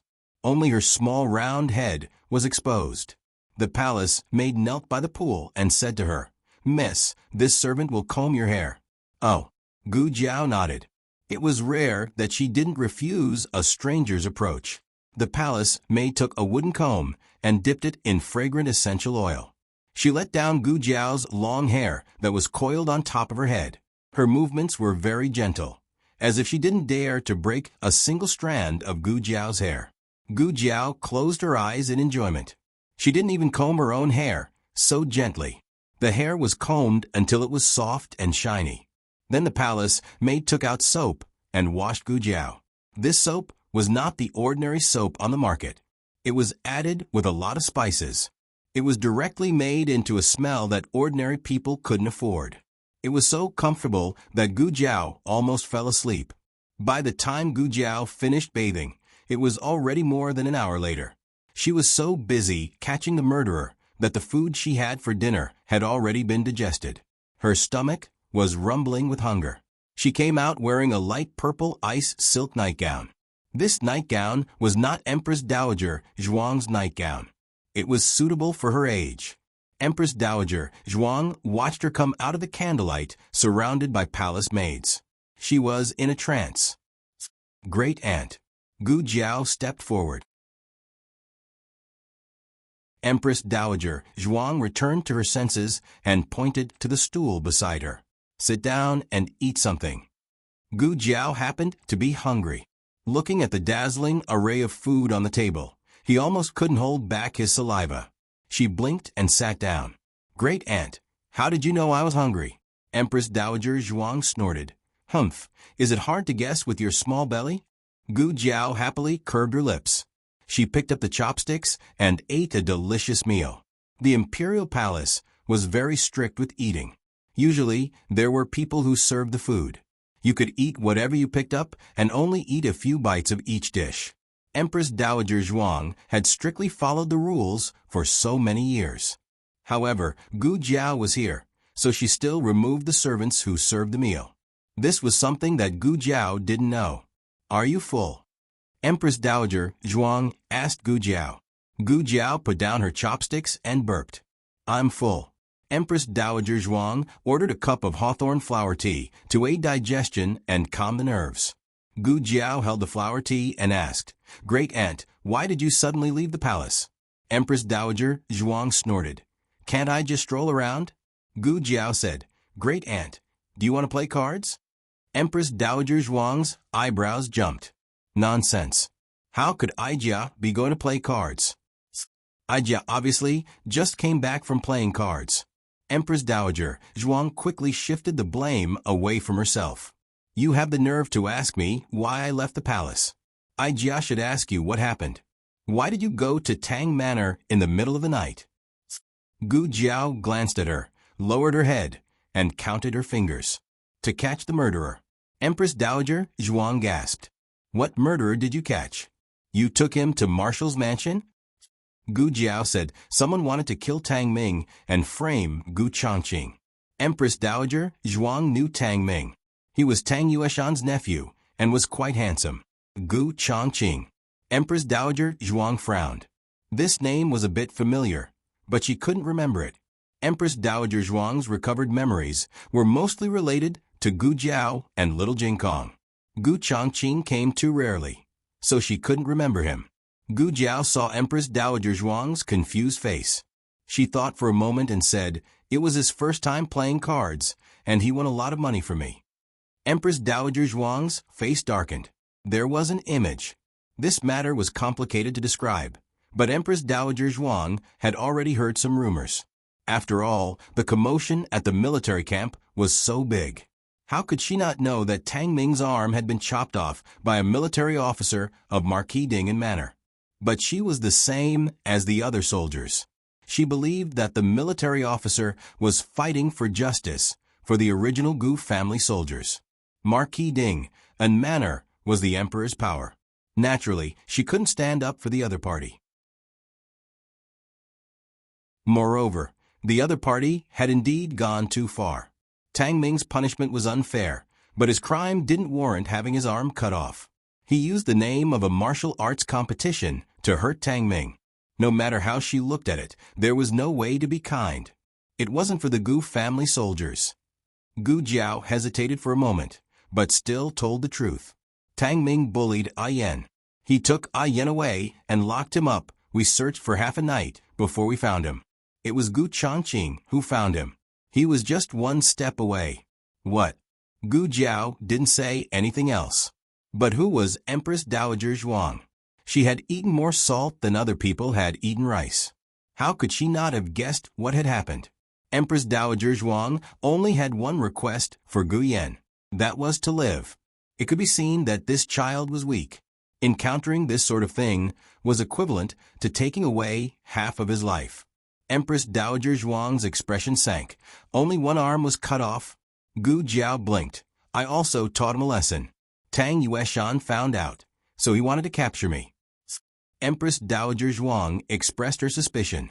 He only captured you for this? I think he just wanted to kill you. That was because I heard his secret. But in reality, it wasn't that different. Tang Yueshan wouldn't have let her go, whether she heard the secret or not. That night, Gu Jiao and Empress Dowager Zhuang chatted for a long time. Gu Jiao was not someone who was good at communicating with others. She didn't speak much. Normally, if she knew something, she would be too lazy to speak. But her grand-aunt had this kind of ability. She was able to make her put down the defenses in her heart and the awkwardness of her self-esteem. She was also able to be a little loudspeaker spirit for once. When Eunuch Qin returned to Rinshou Palace to report, Gu Jiao had already fallen asleep on Empress Dowager Zhuang's phoenix bed. Her small face was facing Empress Dowager Zhuang. Her cheeks were pressed, and her small mouth was slightly open. Crystal clear saliva flowed out. Empress Dowager Zhuang wiped her saliva and gently pulled the quilt to cover her. She picked up one of her hands and sighed, It's cut again. Empress Dowager. Eunuch Qin bowed in a low voice. The person has been sent. Empress Dowager Zhuang faintly hummed. Eunuch Qin took the wound medicine and handed it to Empress Dowager Zhuang. Empress Dowager Zhuang's fingertips smeared a little and carefully rubbed the medicine on Gu Jiao's palm where the reins were abraded. Go and send a message to Bisui Alley. Tell that boy not to wait. Jiao Jiao will rest here tonight. Gu Jiao was too hot. In her sleep, she kicked off the quilt discontentedly. Empress Dowager Zhuang carefully covered her. Eunuch Qin suddenly laughed. "What are you laughing at?" Empress Dowager Zhuang asked in a low voice. Eunuch Qin said with joy, "This old servant has not seen Empress Dowager, so humane, for a long time." It seems that after you lost your memory, you found many things that were lost in the past. Things that were lost in the past. Empress Dowager Zhuang murmured. Eunuch Qin smiled and said, "Yes, the last time you were so humane was when Princess Ning and was by your side." Empress Dowager Zhuang's expression turned cold when he mentioned Princess Ning and Eunuch Qin realized that he had said something wrong and quickly lowered his head. This servant misspoke. Empress Dowager Zhuang lowered her eyes and stroked Gu Jiao's fingers. She said lightly, "You can leave." Eunuch Qin responded, "Yes, this servant will go to Bishui Alley." "Wait." Empress Dowager Zhuang stopped him. Eunuch Qin turned around. "Empress Dowager, do you have any other orders?" Empress Dowager Zhuang said, "IGR remembers that there are many masks in the storehouse." Eunuch Qin said, "Yes, does Empress Dowager want masks?" Empress Dowager Zhuang looked at the sleeping Gu Jiao and said, "Bring them all. Give them to the princess." Eunuch Qin's whole body shook. Empress Dowager Zhuang paused. "Let Jiao Jiao choose tomorrow morning." Eunuch Qin secretly sighed. Yes. After Tang Yueshan bid farewell to Empress Dowager Zhuang, he immediately went to catch Gu Changqing. In the end, he was told that Gu Changqing had been in the barracks the whole time. Tang Yueshan quickly rushed back to the barracks and looked in disbelief at Gu Changqing, who was quietly waiting outside the torture chamber, where the fire had just been extinguished. Gu Changqing was still handcuffed and shackled, and there was no trace of him escaping. You didn't escape?" Gu Changqing said indifferently, "I have been in the barracks the whole time. I don't know where Lord Tang's words come from." "Impossible. I have searched the entire barracks. You were clearly not there." "You." Tang Yueshan suddenly thought of something, and his eyes trembled. "You were in the 18 bronze men array. That was the only place in the barracks that couldn't be searched, because entering it meant death. Tang Ming could only break through to the 12th level, let alone the other soldiers. Gu Changqing only needed to hide in the last few levels to ensure that no one could find him. Cunning, too cunning. But Tang Yueshan couldn't figure out why Gu Changqing would do this. If he had escaped to kill Tang Ming, it would make sense. But he didn't, and another assassin did. So why was he hiding in there? To play hide and seek? Gu Changqing said seriously, "I was afraid that the fire would be too big and burn me to death, so I found a safe place to hide." Tang Yueshan. No matter how bad Tang Yueshan thought this reason was, it couldn't change the fact that Gu Changqing didn't escape the barracks. Tang Yueshan was full of anger, but he had nowhere to vent it. He gritted his teeth and said coldly, "Humph. So what if you didn't escape this time? You'll still be executed in 3 days." In Gu Jiao's dream, Tang Yueshan let Gu Changqing go because Gu Chengfeng took the blame. But now, without Gu Chengfeng taking the blame, Gu Changqing would still be executed in 3 days. Originally, Gu Chengfeng and Gu Jiao thought that if they caught the real murderer of Tang Ming, they would be able to find the mastermind behind the impersonation of Fei Shuang and wash away the truth of Gu Changqing's prison break. Who would have thought that the mastermind would be so cunning? He didn't even show himself, but let old Master Tang do it. They wanted to remind Tang Yueshan, "Hey, your big brother didn't just want to kill that bastard. He also conspired with others to kill you." But who were they to say that? Was it Gu Changqing's younger brother or sister? Or was it an assassin who had been executed by the Empress Dowager? Tang Yueshan wouldn't believe any of them. This kind of thing had to be said by someone Tang Yueshan trusted without a doubt. Tang Yueshan was a very suspicious person, which could be seen from his suspicion that Madame Tang would kill Tang Ming. The next day, Eunuch Qin came to the marshal's mansion. "The Empress Dowager wants to see Lord Tang. Please come with me to the palace immediately." Tang Yueshan followed Eunuch Qin into the palace. He was an outsider and couldn't enter the harem. Empress Dowager Zhuang met him in the side hall of the throne room. Empress Dowager Zhuang sat on a chair made of yellow pear wood on the steps. She was wearing a black robe embroidered with golden phoenixes. Her expression was calm, and her aura was threatening. Tang Yueshan knelt down and saluted. "Greetings, Your Majesty. May Your Majesty live for thousands of years." "Rise," Empress Dowager Zhuang said. "Thank you, Your Majesty." Tang Yueshan stood up and looked straight ahead. "Give him a seat." Empress Dowager Zhuang ordered Eunuch Qin. Eunuch Qin and a young eunuch brought a chair for Tang Yueshan and placed it in the center of the hall, facing the Empress Dowager. Sitting face to face with the Empress Dowager like this made the atmosphere a little strange. However, it was a special honor, and Tang Yueshan enjoyed it very much. Empress Dowager Zhuang said majestically, "You are my right-hand man. I trust you and won't beat around the bush. I called you here today because of Commandant Gu." Tang Yueshan heard this, and his expression froze. Gu Changqing's incident was a big deal, and the palace should have already heard about it. However, he didn't expect the Empress Dowager to ask about it. Empress Dowager Zhuang gave Eunuch Qin a look. Eunuch Qin understood and came forward with a tray. There was a carved dagger on the tray. "Lord Tang, please take a look." Tang Yueshan picked up the dagger and looked at it. There was nothing special about the scabbard. However, when he pulled the blade out, he saw a word engraved where the hilt met the blade: Qing. He vaguely guessed whose dagger it was, but he didn't understand why it was in the Empress Dowager's hands. He frowned strangely. Empress Dowager Zhuang's expression didn't change. "I found it on the two assassins after they were dealt with last night," Tang Yueshan said. "They were Gu Changqing's men?" This official knew it was them. Empress Dowager Zhuang coldly said, "You've been in the army for so many years, yet you can't even see through such a clumsy framing. If they were really Gu Changqing's men, would they carry Gu Changqing's belongings to commit the crime?" Tang Yueshan choked. If Gu Changqing himself was the one who carried out the assassination, it was possible that he accidentally left his belongings at the scene. However, if someone else took his belongings, how could it not be framing? Empress Dowager Zhuang continued. "Don't look. This official has already confirmed with the Marquis Ding and Fu. This is Commandant Gu's dagger.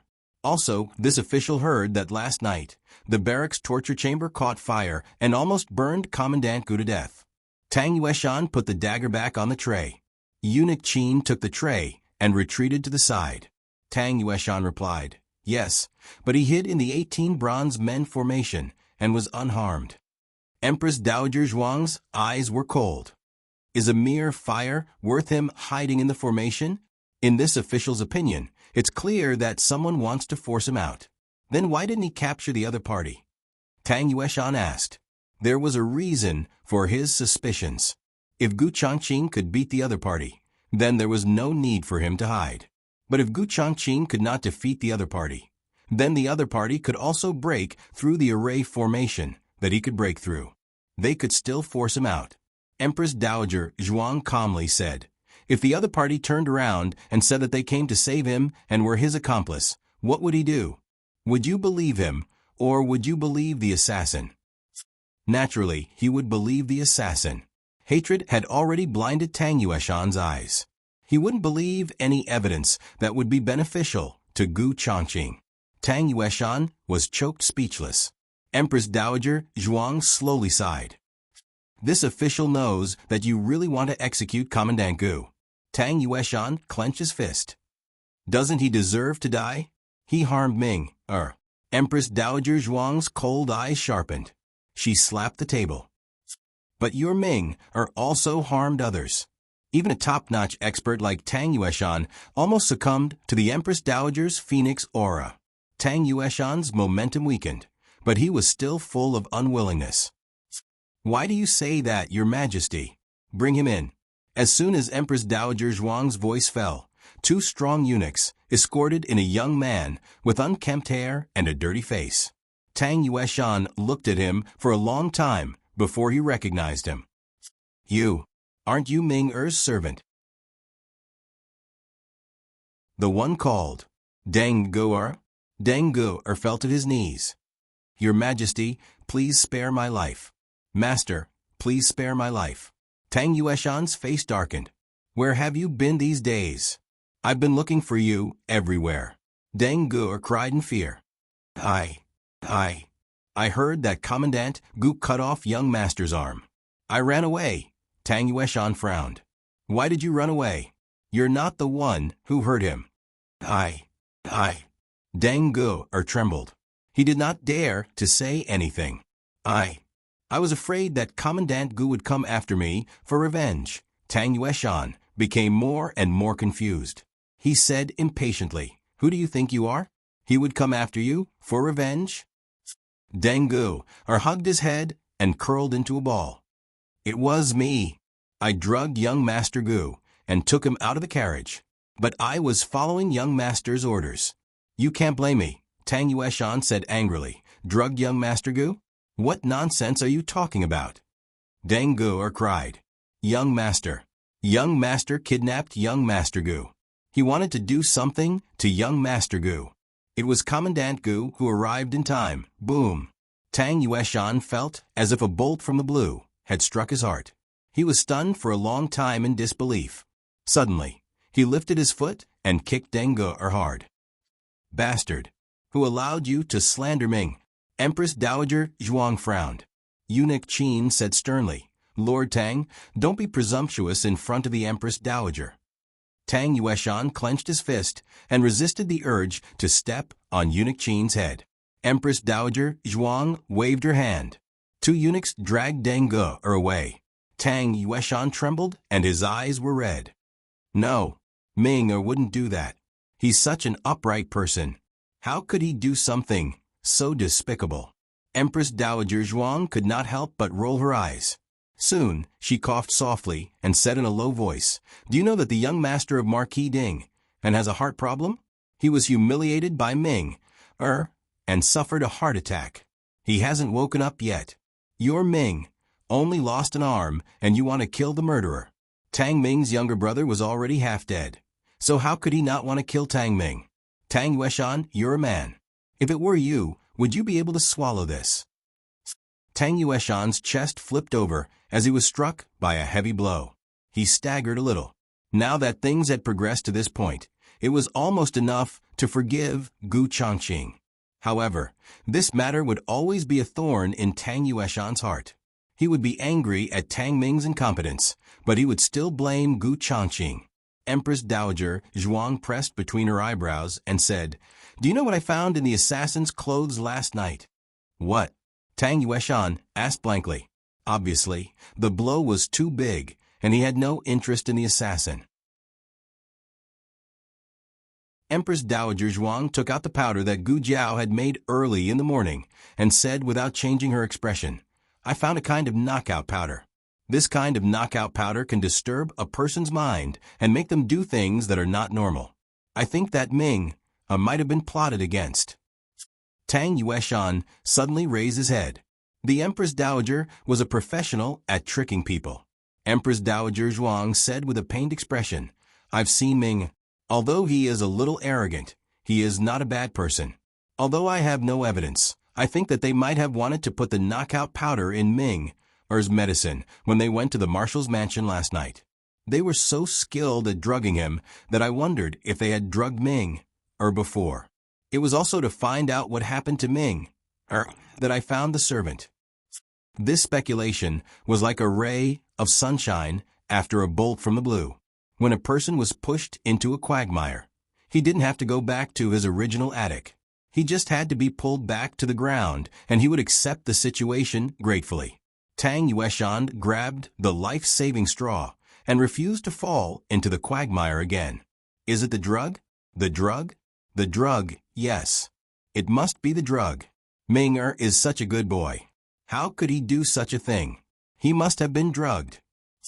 Empress Dowager Zhuang continued, I sent someone to get Commandant Gu's water bag this morning and found that his water was also drugged. Tang Yueshan was stunned. Empress Dowager Zhuang sighed. Commandant Gu wanted to kill Ming. But he wouldn't be stupid enough to do it in public. In the end, Ming is just a half-brother, not his life. Why would he risk his life for him? Tang Yueshan felt that what the Empress Dowager said made sense. He asked hesitantly, "So he was also drugged?" Empress Dowager Zhuang looked at him indifferently. Yes. Gu Changqing and Tang Ming were established at the same time. If Tang Yueshan wanted to believe one, he had to believe the other. Would Tang Yueshan believe it? The answer was yes. He would rather accept that Gu Changqing wasn't the real murderer than suspect that his son was a pervert. At this point, all of Tang Ming's hatred for Gu Changqing was gone.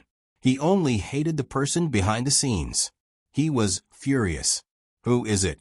Who instigated the relationship between the Marshal's manor and Marquis Dingen manor? Empress Dowager Zhuang pinched the spot between her eyebrows that didn't hurt and sighed. I also don't have a clue. I killed them too quickly last night and didn't have time to interrogate them. It's also your fault. You didn't explain clearly what was going on. If it weren't for Eunuch Qin finding these things when he was digging a hole to bury the bodies, I wouldn't even be able to find these clues. Tang Yueshan also felt a wave of regret. Yes, why didn't he tell the Empress Dowager more? The Empress Dowager had found so many clues with just 2 corpses. If he had persuaded the Empress Dowager to leave them alive, wouldn't he have found out who was behind the scenes? What did it mean to be sold and still count the money? This was it. Empress Dowager Zhuang saw that she had deceived him enough. She could stop after a few more words. She waved her hand carelessly. All right, I've said all that needs to be said. What you should do is up to you. If you really want to kill Commandant Gu, I won't stop you. After all, he's one of the Emperor's people. Killing him isn't a pity. It wasn't a pity, but when he thought that doing so would be exactly what the person behind the scenes wanted, Tang Yueshan couldn't bear this grievance. After causing his Ming to be like this, how could he let the other party succeed? Was he stupid? Haha, not only would he not kill Gu Changqing when the limelight was over, he would promote Gu Changqing. He wanted to show the person behind the scenes that he, Tang Yueshan, wasn't a fool. After the news that Gu Changqing was about to be executed came out, the old duke didn't sleep a wink all night. Finally, it was dawn. He didn't even have time to eat breakfast before he rushed to the palace to see the emperor. The emperor knew why he came. The emperor was also very melancholy. If this happened anywhere else, he might have a way to deal with it. However, this was the military camp. Everything was done strictly according to military rules. Even the emperor and the Empress Dowager couldn't interfere. Tang Yueshan didn't arrest Gu Changqing for cutting off Tang Ming's arm. He arrested him for breaking out of prison in the middle of the night and becoming a deserter. This was a capital offense, regardless of official rank. Not to mention that he killed 2 innocent soldiers. Your Majesty, my grandson was wrongly accused. There must be more to this than meets the eye. Gu Changqing didn't say a word to the old duke. The old duke didn't know that an assassin had come, nor did he know that Gu Changqing had gone to visit Gu Yan. However, the old duke believed that Gu Changqing wouldn't kill the innocent, and definitely wouldn't become a deserter. The emperor sighed. Why wouldn't I want to save him? However, all the evidence is against him, and he admitted it himself. This was the key point. Gu Changqing admitted that he had broken out of prison. Even if he was the emperor, he couldn't act recklessly. The emperor gritted his teeth. If there's no other way, I will allow you to bring your men of sacrifice to the execution ground. However, this way, Gu Changqing could no longer live under the sun. He couldn't inherit the Marquis estate. What was the difference between this and strangling someone? The old duke slumped to the ground in defeat. Suddenly, Eunuch Wei rushed in. Your Majesty, Your Majesty, something big has happened. Military officer Gu. The old duke's face paled. What happened to Changqing? Eunuch Wei smiled. He's been acquitted. The emperor, the old duke. Meanwhile, Empress Dowager Zhuang couldn't wait to return to Renshou Palace after finishing today's hoodwinking. Jiao Jiao, it's done. Where's Aijia's sugar eggs? Eunuch Qin, who was following behind Empress Dowager Zhuang, almost stumbled and fell. You've been trying to persuade me the whole morning, just for a bowl of sugar eggs? You're the Empress Dowager. Can't you be a little more mature? It's done. Gu Jiao curved her lips and came out of the small kitchen with a bowl of sugar eggs. Empress Dowager Zhuang rubbed her hands and looked at her sugar eggs expectantly. Jiao Jiao said that she would add 2 more spoonfuls of sugar and 2 more eggs. 2 spoonfuls of sugar. Can you imagine? Empress Dowager Zhuang slurped her lips and looked at the big bowl that Gu Jiao put on the table. In just a second, her face darkened. Empress Dowager Zhuang, didn't you say you'd add 2 more spoonfuls of sugar? Gu Jiao, I did. She just added 2 more bowls of water. Empress Dowager Zhuang, then what about the 2 extra eggs? Gu Jiao, I also put them in. It's just that it's Mimi's quail egg, the kind with the yolk removed. Empress Dowager Zhuang cried in her heart. Ai Jia feels wronged. Ai Jia won't say. Eunuch Qin rarely saw Empress Dowager Zhuang suffer, so he couldn't help but laugh.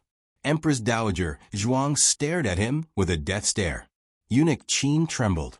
The fear of being dominated by Empress Dowager Zhuang in the past hit his heart. His legs went soft and he knelt down. Empress Dowager, please forgive me. Empress Dowager Zhuang narrowed her eyes dangerously. Just when Eunuch Qin thought he was going to die, Empress Dowager Zhuang suddenly raised her hand and pointed at Eunuch Qin. She said to Gu Jiao, Eunuch Qin also worked hard today. Jiao Jiao, make him a bowl too. When Eunuch Qin heard this, he wondered if he was scared silly. Empress Dowager said he worked hard? She even asked Miss Gu to personally cook him a sugar egg? Eunuch Qin hurriedly cowed out. This servant doesn't dare. This servant doesn't dare. Empress Dowager Zhuang gloomily said, No, you dare. A quarter of an hour later, another bowl of sugar egg was brought over by Gu Jiao. The color of this bowl was much richer, and the aroma of brown sugar could be smelled from afar. Empress Dowager Zhuang said, You eat with Ai Jia. Eunuch Qin knelt down in fear. Eunuch Qin eat. Gu Jiao said with amusement. Eunuch Qin looked at Empress Dowager Zhuang with fear. He felt that, if he ate, he would die. If he didn't, he would also die. He had to bite the bullet and sit down. Empress Dowager Zhuang said seriously, Jiao Jiao.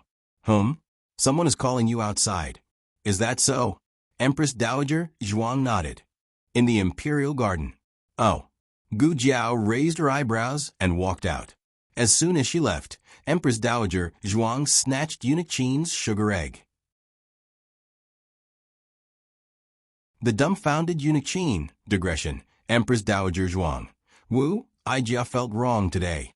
I need monthly votes to be comforted. The latest chapter of this book is not finished yet. For more exciting content, please scan the QR code below to download the app. Novels are updated faster and more complete.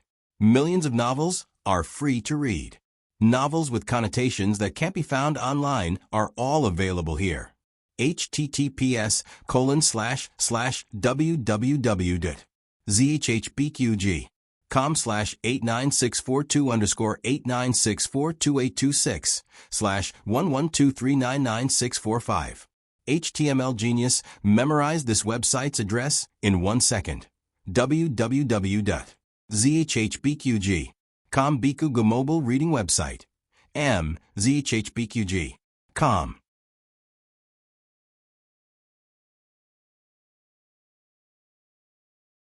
Chapter 289. The latest chapter of this book isn't finished yet. For more exciting content, please scan the QR code below to download the app. Novels are also updated at a faster rate. Millions of novels can be read for free. Novels with connotations that can't be found online can be found here. When the news of Gu Chongqing being acquitted spread out, it caused a huge commotion in the capital. There were too many details that everyone didn't know, such as the fact that Tang Ming had been abused in the manner. But putting that aside, Gu Chongqing had chopped off one of Tang Ming's arms.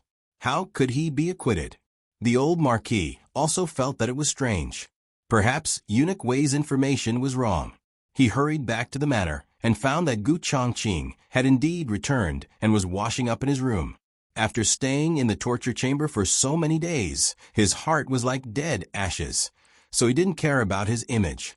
It wasn't until he looked in the bronze mirror that he realized how frightening he had been when he went to find Gu Yan Inn by Shui Alley that night. In the middle of the night, Gu Yan's mental fortitude was strong enough that he didn't think of him as a ghost. Gu Changqing bathed and changed his clothes. He washed his hair and shaved his beard. The elegant and handsome commandant had returned. Other than the slight bruise at the corner of his mouth, it was caused by the old marquis whip. Gu Chengfeng and Gu Chenglin also came over. The two of them had skipped class directly from Tsinghua Academy, but at this critical juncture, no one would harshly criticize them. Big brother. Gu Chenglin saw Gu Changqing coming out of the bathroom and pounced over without thinking. He hugged him and breathed in the familiar scent of his body, as well as the gentle fragrance of locust. The tip of his nose ached. Big brother, I thought I'd never see you again. I heard that you were going to be executed. I even had the thought of killing Tang Ming. It's all his fault. Hearing this, Gu Changqing and Gu Chengfeng were both stunned. Could it be that Gu Chenglin also knew about Tang Ming? Gu Chenglin choked out. Why did he bully the Gu family army for no reason? He's a villain. He's a scoundrel. Big brother taught him a lesson. His martial arts weren't good, and his skills weren't as good as others. Yet he blamed Big brother. If it weren't for that, Big brother wouldn't have been locked up. All right, so that's what he was talking about. The two of them secretly heaved a sigh of relief. Gu Chengfeng looked at Gu Changqing, who had obviously lost some weight, and his eyes darkened. He was still angry that his elder brother was so protective of Gu Yan, but he couldn't bear to see him being dragged around by Gu Chenglin when he was injured. He tugged at Gu Chenglin in annoyance. That's enough. Big brother just came out and his body is still weak. Don't keep carrying him. Oh. Gu Chenglin wiped his tears and released his arms. He looked at Gu Changqing with teary eyes. Big brother, you've lost weight. Gu Chengfeng said, then go to the kitchen and tell him to make something delicious. Gu Chenglin finally heard the unfriendliness in Gu Chengfeng's tone. Second brother, why are you angry? Shouldn't you be happy that Big brother is back? That's right. What was he angry about? Wasn't he just treating Gu Yan better than him and Gu Chenglin? Gu Chengfeng stormed out angrily. Gu Changqing, Gu Chenglin, you can leave as well. I have something to say to your elder brother. The Marquis instructed Gu Chenglin. Oh, since his grandfather had spoken, Gu Chenglin didn't dare to disobey. He glanced at Gu Changqing reluctantly and said in a small voice, Big brother, I'll come back to see you later. Gu Changqing nodded in agreement. After Gu Chenglin left, the Marquis ordered the manservant to leave as well. The room suddenly quieted down. The grandfather and grandson looked at each other, speechless. The Marquis looked at Gu Changqing's injuries and actually didn't feel good either. However, in that situation, if he hadn't let Gu Changqing suffer, Tang Yueshan would have made him suffer. At least he knew the severity of his actions, but it was hard to say if Tang Yueshan had done it. In fact, it was thanks to his injuries that Tang Yueshan believed that he couldn't be the assassin who had cut off Tang Ming's balls that night. However, both grandfather and grandson had the same temperament. They had a strange sense of self-esteem and would never defend themselves. The Marquis cut to the chase. What's going on with Tang Ming? Why did Tang Yueshan suddenly release you? Why did he hold onto you and not let you go earlier? As for why Gu Changqing had cut off Tang Ming's arm in anger, and why he had broken out of prison, the Marquis had already given up on the former. As for the latter, the Marquis believed that Gu Changqing had gone to chase after the assassin. Of these three questions, Gu Changqing only answered the second one. Tang Yueshan caught the assassin who had broken into the military camp that night. He found some clues from the assassin's body and knew that I was innocent. He also knew that the mastermind wanted to sow discord between the Marquis Ding and's manor and the marshal's manor. He didn't want to fall into the trap, so he let me go. How do you know? The Marquis asked. He told me personally, Gu Changqing replied. This was the truth. However, it wasn't all of it. Tang Yueshan had also said that he had been drugged, which was why he had acted against Tang Ming. He wanted him to quickly see a doctor. At the time, he was confused and didn't understand why Tang Yueshan would say such a thing. Tang Yueshan had also said that Tang Ming hadn't done it on purpose and had also been drugged. He hoped that the two of them wouldn't fall into the mastermind's trap and become enemies. Gu Changqing knew very well what kind of person Tang Ming was. It was impossible for him to have been drugged. It was also on the way back that he gradually understood that his younger sister must have used some method to trick Tang Yueshan. As for the assassin, Gu Jiao had come to find Gu Changqing and had him set fire to the torture chamber. She had also made it look like she had escaped, leading the assassin to act and frame him.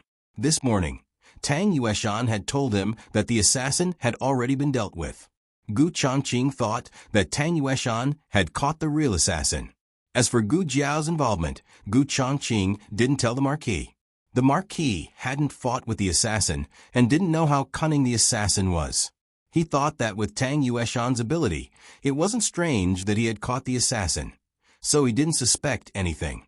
Although the Marquis desperately wanted to know what kind of irreconcilable conflict Gu Changqing and Tang Ming had, the Marquis couldn't do anything if Gu Changqing wasn't willing to speak. The Marquis urged him to rest well and not go to the barracks for the next few days, so he got up and left. After such a big incident, not only did Tang Yueshan want to investigate the mastermind behind the scenes, he also wanted to know who had stabbed him in the back. Not long after the Marquis left, Gu Chengfeng came again. He had thought of business after being depressed for a while, so he came to find Gu Changqing to clarify things. "Eldest brother, do you know that younger sister knows the Empress Dowager?" he asked. Gu Changqing was wiping his long sword. Hearing this, he looked at him. His gaze paused on him for a moment. Then he continued wiping his sword. "Yes, I know her." "That's it? Can't you answer with a little more sincerity? How could I reveal that girl's secret?" "I saw it." Gu Chengfeng pursed his lips. Gu Changqing paused, then said, "There are some things you don't need to know too much about. Whether or not she knows the Empress Dowager has nothing to do with the situation in the capital." Gu Chengfeng clicked his tongue. "You say it as if I'll complain to grandfather. Also, who cares about that girl's secret? I clearly know more than you. Do you know that girl went to mess with Tang Ming? Do you know that she and I went to the marshal's manor to wait for the assassin? Do you know that the Empress Dowager saved us from Tang Yueshan?" "Ha ha ha."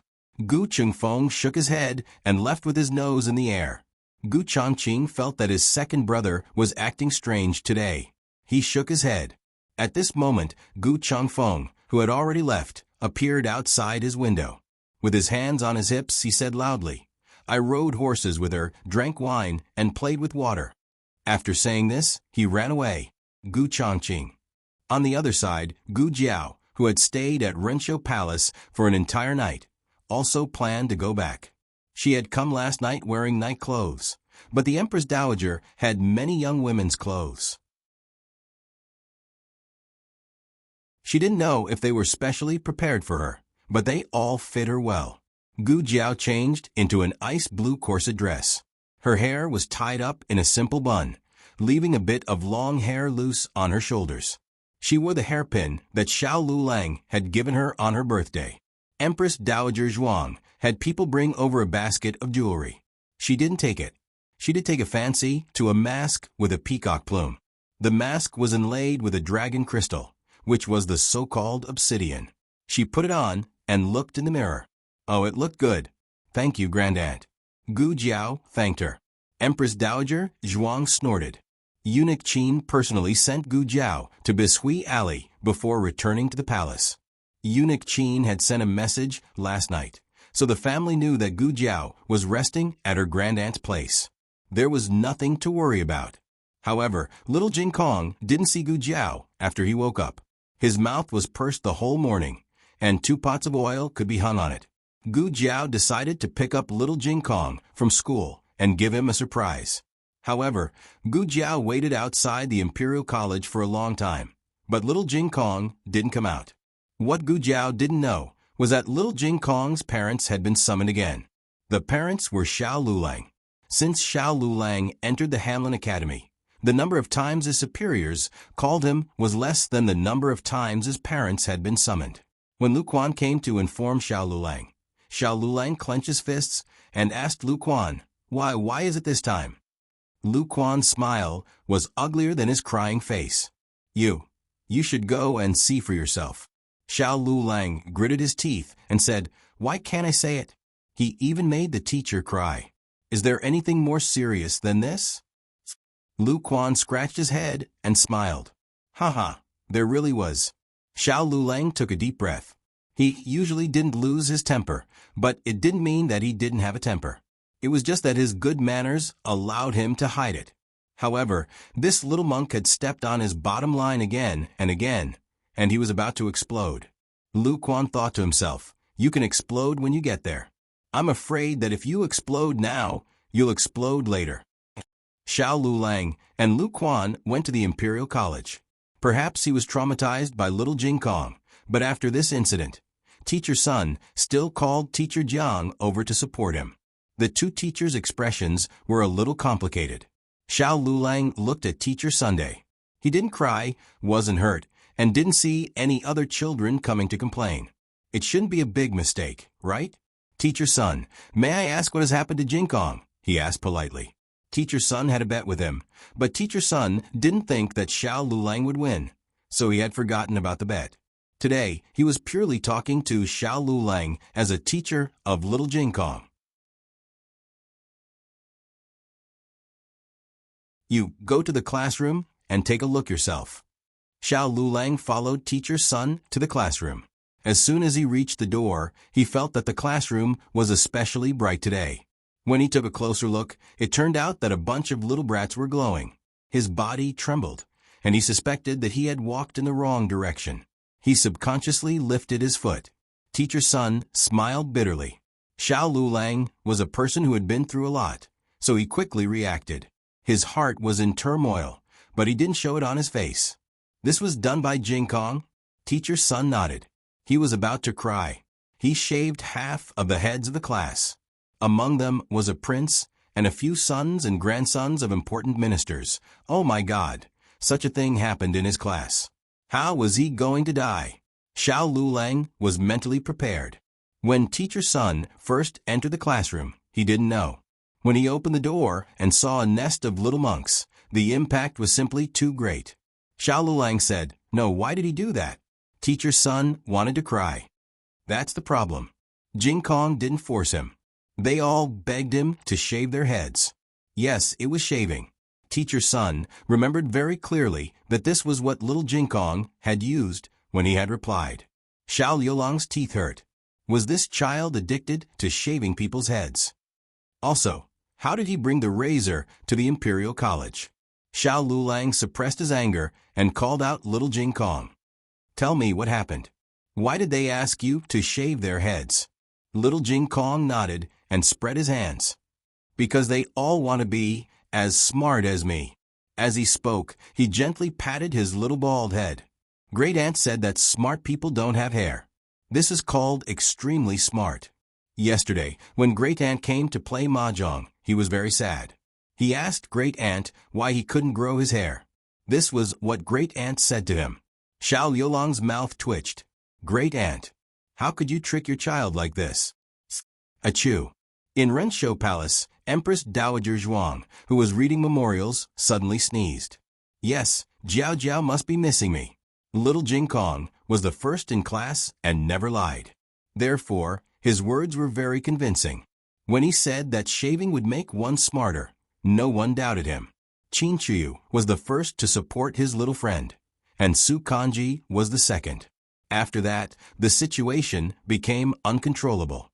If Teacher Sun didn't come early, little Jing Kong would have ruined the hair of the entire class. Needless to say, he shaved it quite well. But then again, how could a 4-year-old child have such strong hands-on skills? Teacher Sun was confused. He's so good at shaving people's heads. Was he a monk before? Xiao Lulang said, "Yes." Teacher Sun, digression, little Jing Kong sang, "If Buddha doesn't save me, then I'll save you." By the Other Shore of Forgetfulness Asterisk, Mr. Goo's Canary, by Lee Byron. One day, the chairman of Junhua Group attended an international business meeting. The reporters raised their cameras and asked, "Mr. Gu, how did you get together with Mrs. Gu?" Gu Jiangyan stopped in his tracks and turned around slightly with a faint smile. "Draw a circle and plan slowly." His friend smiled and asked, "What if the canary flies?" The man leaned back in his seat, the corners of his lips curled up slightly. His slender fingers tapped the cigarette ash, and his words were cruel and heartless. "Then I'll break her wings and destroy her dreams and raise her in captivity." The latest chapter of this book is not finished yet. For more exciting content, please scan the QR code below to download the app. Novels are updated faster. Millions of novels are free to read. There are novels with connotations that can't be found online here. https://www.zhpqg.com/89642_896/112372406. HTML Genius memorized the website address in 1 second. www.zhpqg.com Biku Pavilion Mobile Version Reading Website. zhpqg.com.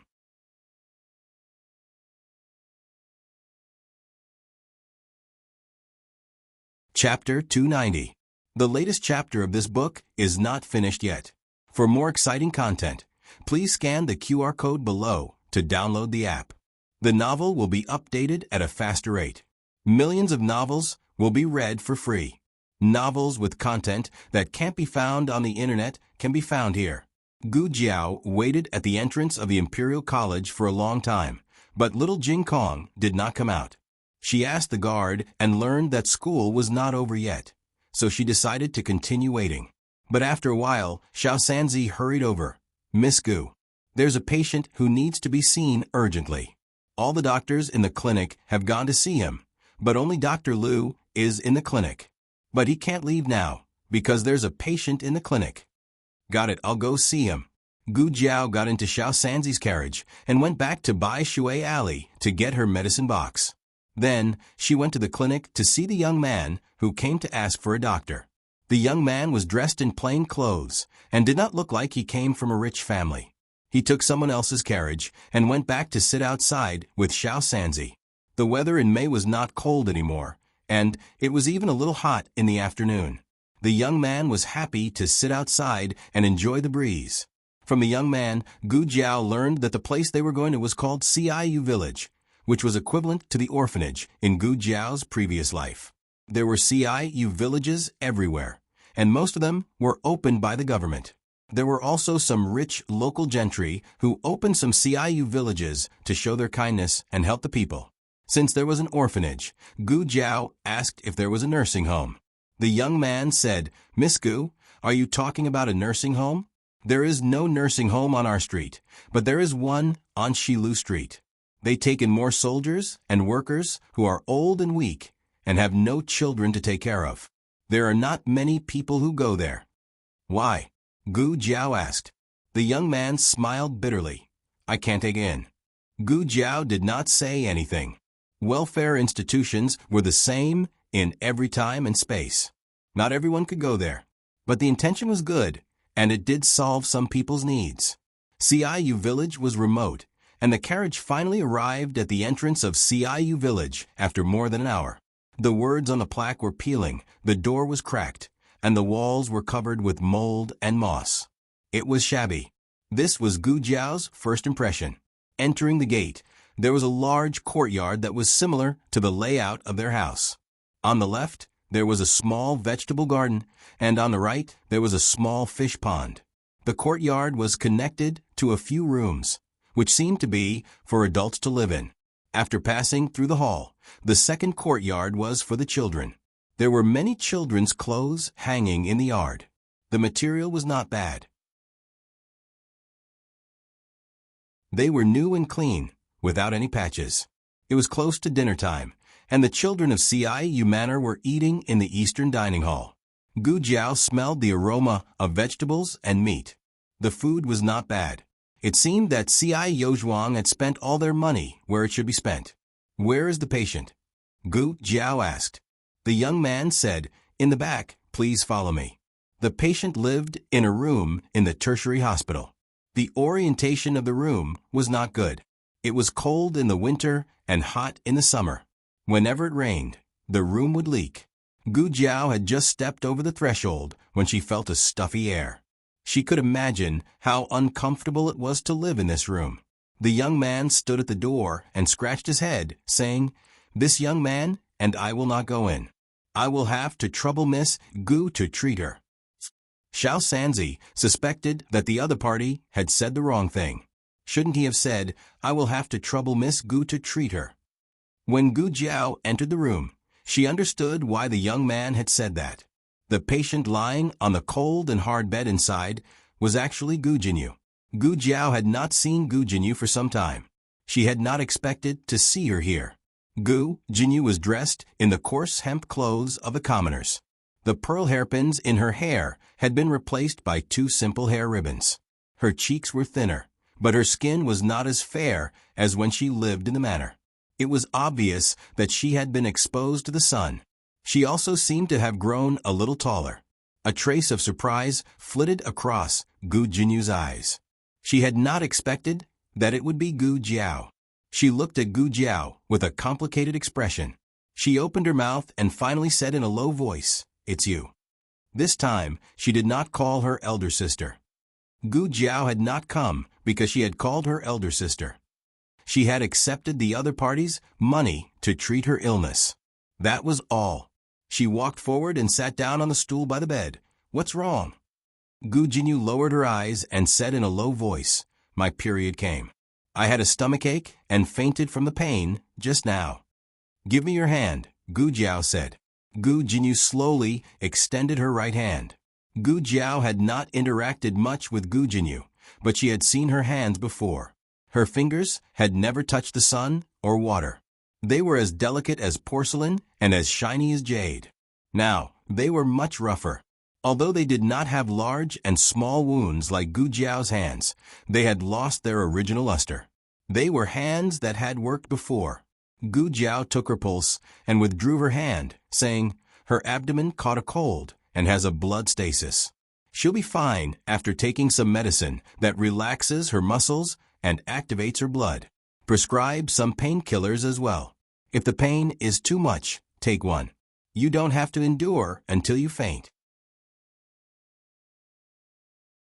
After Gu Jiao finished speaking, she turned and placed the small basket on the table. She took out the medicine from the small medicine chest and separated them into porcelain bottles. She used a charcoal pencil to write down the instructions and dosage on the bottles that were covered with cloth. Gu Jiao did not ask how she had appeared at Ciu village. Had she come on her own, or had the Marquise Fu chased her out? Gu Jiao prepared to leave after giving her the medicine. "Elder sister."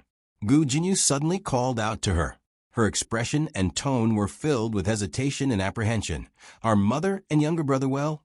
"They're fine," Gu Jiao said concisely. "I'm sorry," she said in a small voice. Her throat was slightly choked. Gu Jiao said mildly, "A patient doesn't need to apologize to a doctor." Gu Jinyu looked steadily at Gu Jiao and said, "I know you don't like to hear this, but I'm really not putting on a show. I've stayed at Ciu village for a period of time before I fully understood how hard life is for the poor. Elder sister's life back then must have been even harder than theirs, right? I heard that family often didn't give elder sister food to eat. They even beat and scolded elder sister and forced elder sister to work. If we hadn't been swapped, I would have been the one to bear all this. I stole elder sister's life, but in the end, I was jealous of elder sister because I didn't receive mother and younger brother's care. I looked down on elder sister because elder sister was a peasant woman from the countryside. Ciu village had a few clever children, but they were abandoned in this kind of place. They couldn't study and couldn't learn anything. Such good seedlings were ruined just like that. If it had been me, who had stayed in the countryside, I would probably have been like them. I always looked down on elder sister because I had some talent. I never thought that these opportunities to learn were given to me by elder sister's status. If elder sister was like me and grew up in the Marquis household, how much worse could she be than me now? I was unwilling to admit that elder sister was more outstanding than me. It was my vanity that caused trouble. I don't ask elder sister to forgive me. I just want to tell elder sister that I won't do it again in the future. Whether elder sister thinks that I have turned over a new leaf or that I have accepted my fate, in any case, I won't be able to stay in the Marquis household for long. When she said this, her face was full of bitterness. I really envy elder sister. After marrying, mother and younger brother can stay by your side. I still don't know what kind of family I will marry into. Grandmother is choosing a marriage for me, but in the end, I won't have as much freedom as elder sister. Are you done? Gu Jiao asked. Gu Jiao's coldness was within Gu Jinyu's expectations. She laughed self-mockingly and said, I heard that brother-in-law became the top scholar. I'm here to congratulate elder sister and brother-in-law. Thank you. After Gu Jiao finished speaking, she carried the small basket on her back and left. Gu Jiao's heart was like iron as she sat on the carriage back. While Xiao Sanzi was waiting outside for Gu Jiao, he chatted with the young man and a few children from C.I. Yozhuang. He did not know that the patient inside was Gu Jiao's younger sister in name, the daughter who had been swapped with Gu Jiao when they were young. Since there was nothing to do on the road, Xiao Sanzi told Gu Jiao the news he had heard. It is said that the young lady is the daughter of a large family. She concealed her identity and came to C.I. Yozhuang to do good deeds. If she had not fainted today and was helped into the room by the kitchen maids of C.I. Yozhuang and found her token, we would not have known that she was someone of status. But she did not say what her identity was. Gu Jiao lifted the curtains and admired the scenery by the roadside. Xiao Sanzi continued, C.I. Yozhuang did not receive much money every month, so the children did not have enough to eat and wear.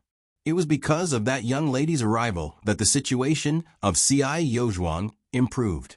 She bought all the children's clothes, and she also paid for the groceries every month.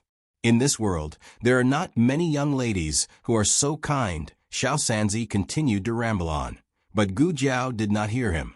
She fell asleep. On the other side, Xiao Lulang had finally finished cleaning up the mess left by the little monk. He came out of the Imperial College with a gloomy face. He held little Jing Kong's hand. Although little Jing Kong's hand was held by him, his little head drooped. His small body expressed infinite resistance, as if he was going to be dragged home by the traffickers.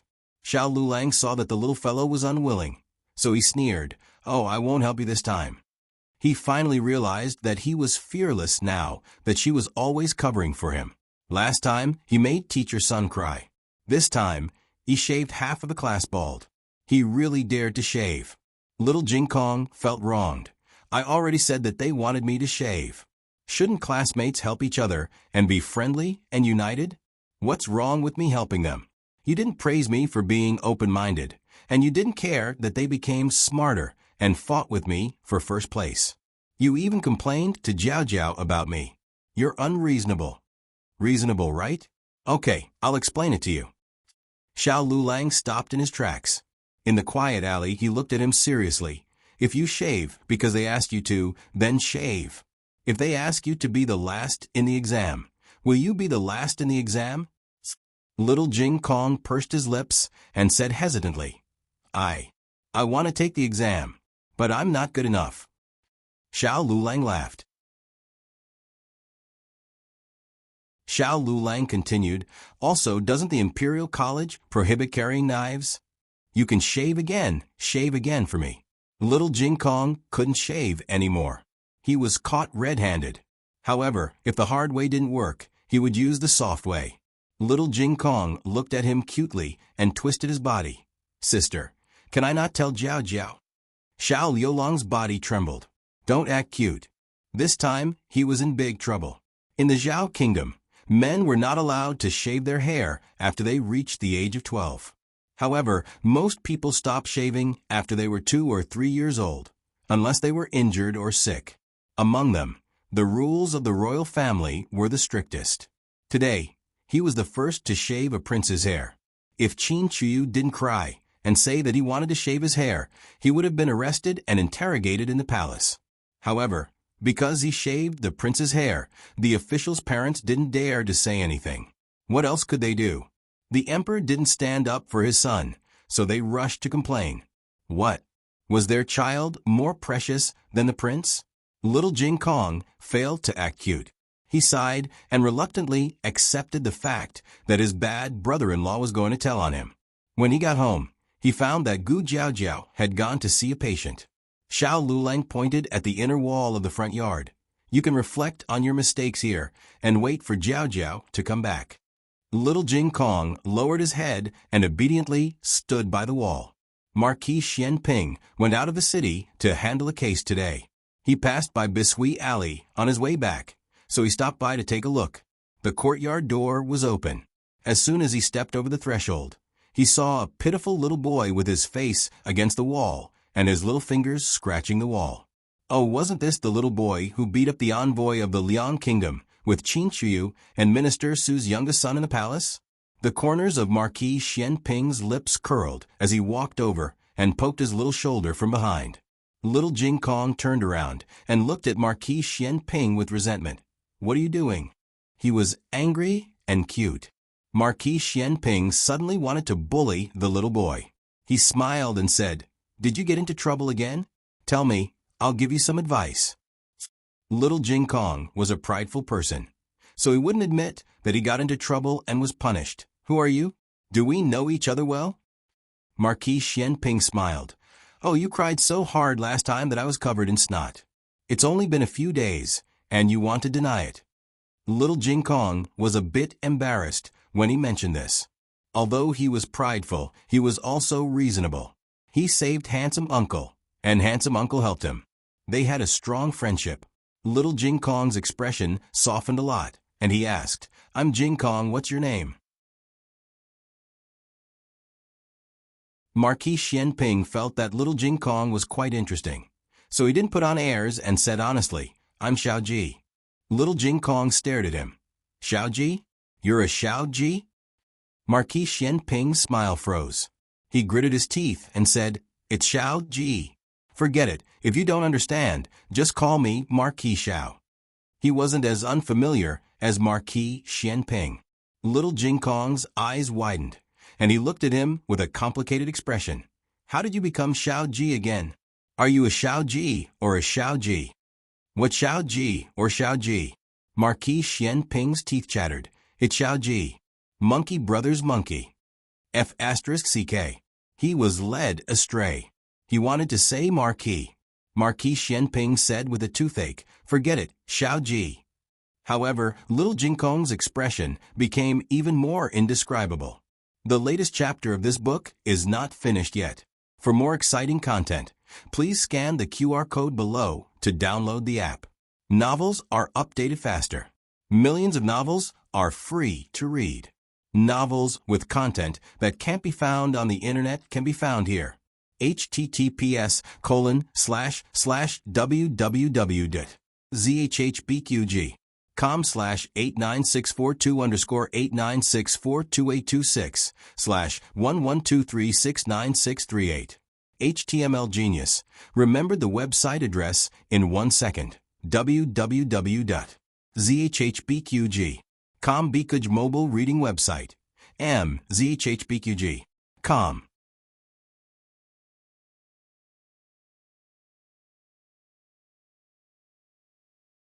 Chapter 291. The latest chapter of this book is not finished yet. For more exciting content, please scan the QR code below to download the app. Novels are updated faster. Millions of novels are free to read. Novels with content that can't be found online are available here. Little Jing Kong looked at Marquis Xian Ping as if he was looking at an idiot. Little chick, Marquis Xian Ping realized that he shouldn't have added that word after his name. Otherwise, with this little thing's comprehension ability, he wouldn't know what he would say. Whatever he was afraid of, it would come true. The little thing really opened its mouth. Marquis Xian Ping had never been so panicked before. He shook his body and said, "Shut up. Swallow the last word back." Little Jing Kong shut his mouth. "Okay, The world of adults is so hard to understand. Not only did he give me such a bad name, he can't even differentiate between chickens and monkeys. Marquis Xianping heaved a sigh of relief. Little Jing Kong put his little hands behind his back and tilted his head. 8. He still said the last word. Marquis Xianping. Marquis Xianping shed blood, but not tears. He was never afraid of war, but this little baldy's lethality was greater than thousands of soldiers and horses. Marquis Xianping never knew when he would step into a pit. It was too scary. Marquis Xianping, who had always made others speechless, finally had a day when he was being made speechless. Indeed, he had to pay for what he did. Little Jing Kong sighed. "Sigh, my family does have 7 chicks, but you can't be the 8th one." Marquis Xianping. Was he thinking too much? Marquis Xianping grew up in a group of ruffians, so he knew more dirty words than normal words. It was inevitable that he would think the wrong way. But on second thought, saying that he was going to be a chicken didn't seem to be a good thing. It wasn't much better than that poor thing. He was a first-grade martial marquis. How could he be a chicken? Marquis Xianping felt that he couldn't talk to this little brat anymore. He took a deep breath and said slowly, "If I say that I'm your brother-in-law's biological father, would you believe me?" Little Jing Kong frowned and looked at him strangely. After a while he nodded seriously. "No wonder." "No wonder what?" Marquis Xianping asked. Little Jing Kong rubbed his chin and said with a sudden realization, "No wonder my brother-in-law always gets the last place." He had wronged his brother-in-law. It was not that his brother-in-law was not hard-working enough. It was because his father was not smart. His father did not even know if he was a monkey or a chicken. Marquis Xianping. Marquis Xianping's heart received 10,000 critical hits. He could no longer remember what he came here for. He didn't even recognize his son. He clutched his chest and called Chong Jing. Help me back.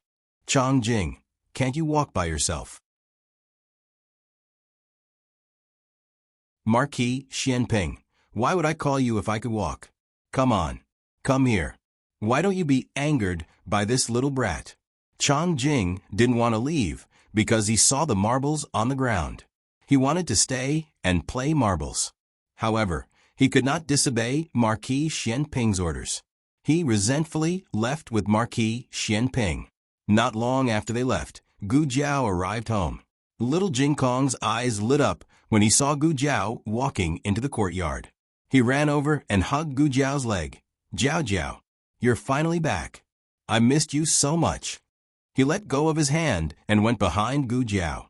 He grabbed Gu Jiao's small basket and said, "Give me the basket. I'll carry it." Gu Jiao took down the small basket and took out the small medicine box. She put the small basket, which was not very heavy, on his back. It was a small basket for Gu Jiao, but it was a big one for little Jing Kong. The basket on his back was almost as tall as he was. He half carried and half dragged it as he made his way into the house.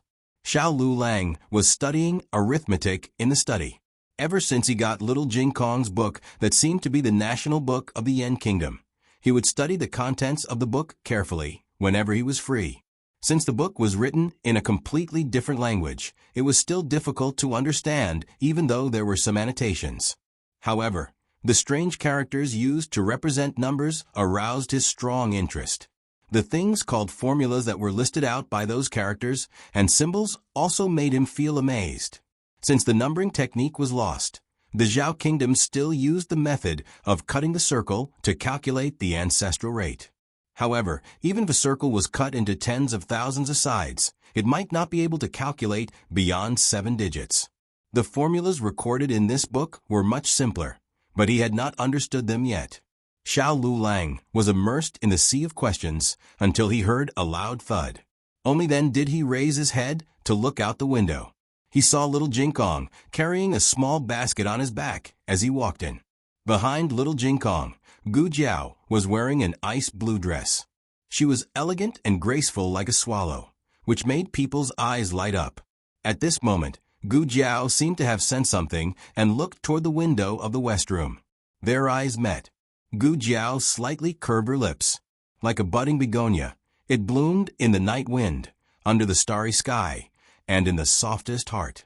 Xiao Liulang's heart beat faster. His eyelashes fluttered, and he looked away and continued to study hard.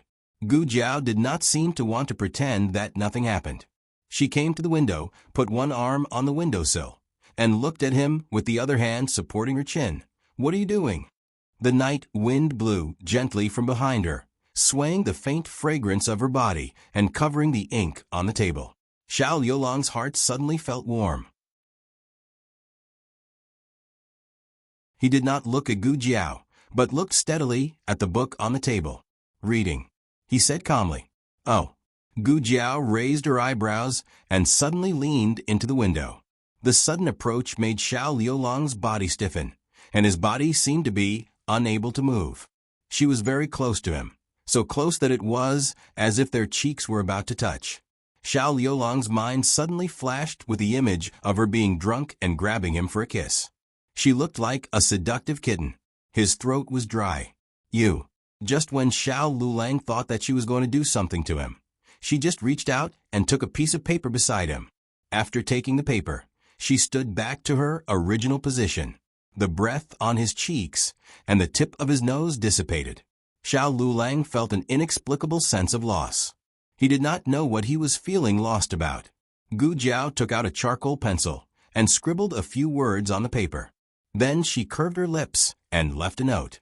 She turned around and went back to her east room. Xiao Liulang's face was hot for a long time before it faded. After he calmed down, he saw the note on the windowsill from the corner of his eyes. He picked it up and looked at it. He saw a few large words written on the paper with a charcoal pencil. "Book taken down." Xiao Liulang remembered the meaningful look in her eyes when she left the note. His face that had just returned to normal once again became hot. During dinner, Yao Shi and Guyan both had good eyesight. They could see that Xiao Liulang was pretending to be calm. Only Gu Xiaoshan stared at Xiao Liulang in a daze for a while and asked, "Brother-in-law, why is your face red?" She really touched a sore spot. Xiao Liulang said with a straight face, "It's hot." "Oh." Gu Xiaoshan nodded. "It's quite hot." Yao Shi pursed her lips and snickered. Gu Xiaoshan still wanted to ask something, but Guyan stuffed a drumstick into his mouth. "Eat your food." Oh, Gu Xiaoshuan's mouth suddenly became busy. He forgot what he wanted to ask. After dinner, little Jing Kong had no choice but to confess the great feat of shaving half of his head under the strong pressure of his bad brother-in-law. The first one to be shaved was Chu Yu. Xiao Liulang added. Little Jing Kong did not know that Chu Yu's surname was Qin and that he was a prince. Gu Jiao knew about it. Gu Jiao. Oh, he even dares to shave a prince? Xiao Liulang. What's with your expression? Why do you look like you're admiring him? Someone must have contributed a lot to raising this child to be so bold. Gu Jiao received Xiao Liulang's death stare. She blinked and silently swallowed the words, "My child is amazing, bold, careful, and capable of doing things." She said to little Jing Kong sternly, "Don't bring a razor to the Imperial College in the future. We can't shave people's heads for free." Xiao Liulang, little Jing Kong's shaving caused a huge uproar in the Imperial College, but it was the same in the Imperial Palace. When Qin Chu walked out of the Imperial College with a round little Luden, the eunuch who came to pick him up was stunned on the spot. Qin Chu did not realize that he had done something shocking. He sat on the carriage back to the Imperial Palace and waited expectantly for himself to wake up and become smarter. Actually, with Qin Chu's ability, he could not enter the gifted class. It was the crowned princess who got him in through the back door. This caused Qin Chu to be in a very awkward situation. He was the worst in the class and always ranked last in the exams. The teacher knew his identity. Although he did not dare to speak ill of him, he was 8 years old and was a mature little boy. He also wanted to save face. His desire to become smarter was stronger than anyone else's. Therefore, he decisively took the first place to shave his head. He went to Empress Zhao's cunning palace with a bald head. Mother. Empress Xiao was choosing the new materials. Hearing this, she turned her head with a smile and fainted. Then, the emperor was alerted. After a while, The entire harem knew about Qin Shuyu's shave. Noble consort Zhuang sent someone to ask if the seventh prince was going to become a monk. The emperor was furious and asked Qin Shuyu, who did it? Shaving a prince's head? Did he want to die? Qin Shuyu thought it was a good thing because he was about to become smarter, so he did not hide anything. It was Jing Kong. Who? The emperor was stunned. Jing Kong. Qin Shuyu said, Father, you've seen him before. Have you forgotten? The little miracle-working doctor's younger brother? The emperor's anger instantly disappeared. Why did he shave your head? Qin Shuyu said, I asked him to shave it. I also want to be as smart as him. Then, Qin Shuyu told the emperor the whole story. His tone was extremely proud. He was going to become smart soon. The emperor clenched his fists, and the corners of his mouth twitched. This stupid boy. Did the books go to the cows' stomachs? Was this how smart he was?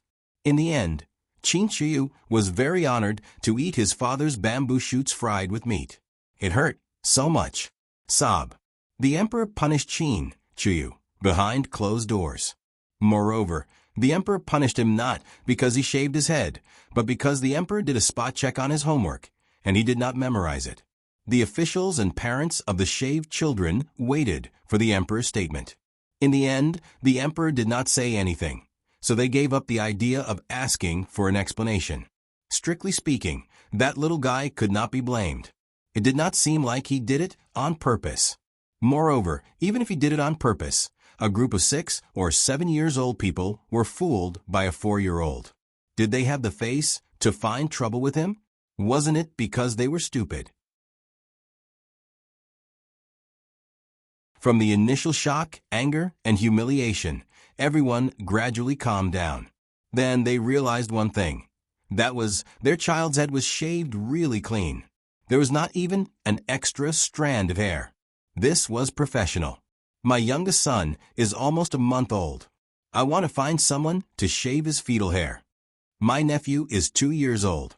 He also wants to shave his head, but he can't find a suitable master.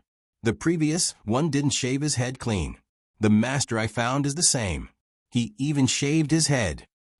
Everyone sent the child to the entrance of the Imperial College. They looked at each other and understood each other's thoughts. However, it was better to just think about it. How could they really invite a child to their home to shave someone's head? I don't think it's appropriate. I think so too. Then let's go? Let's go. Damn it, let's go. If you have the ability, don't wait here for that kid. Early the next morning, little Jing Kong valiantly went to school at the Imperial College. As a result, he received a wave of hot and greedy gazes. He didn't understand what was going on. Xiao Lulang let little Jing Kong go in first. Everyone rushed forward and surrounded Xiao Lulang. Xiao Lulang thought that they were here to ask him for an explanation and was mentally prepared to be criticized by thousands of people. However, he didn't expect that the first thing they said was, "Is it convenient for your younger brother to shave his head at my house?" Xiao Lulang. Of course, Xiao Lulang didn't agree. What a joke. This kid owned 3 big houses in the capital. Just the rent in Pushui Alley alone was 30 taels a month. If he went out to develop a hair-shaving business, would he, as his brother-in-law, still have a financial status in the family? Therefore, little Jing Kong didn't know that his hair-shaving business was ruthlessly killed by his bad brother-in-law. The latest chapter of this book is not finished yet. For more exciting content, please scan the QR code below to download the app. Novels are updated at a faster rate. Millions of novels are free to read. Novels with connotations that can't be found on the internet can be found here. https://www.zhbqg.com/89642_8964226/112345503. HTML Genius memorized the website address in 1 second. www.zhbqg.com Biku Go Mobile Reading Website. zhbqg.com.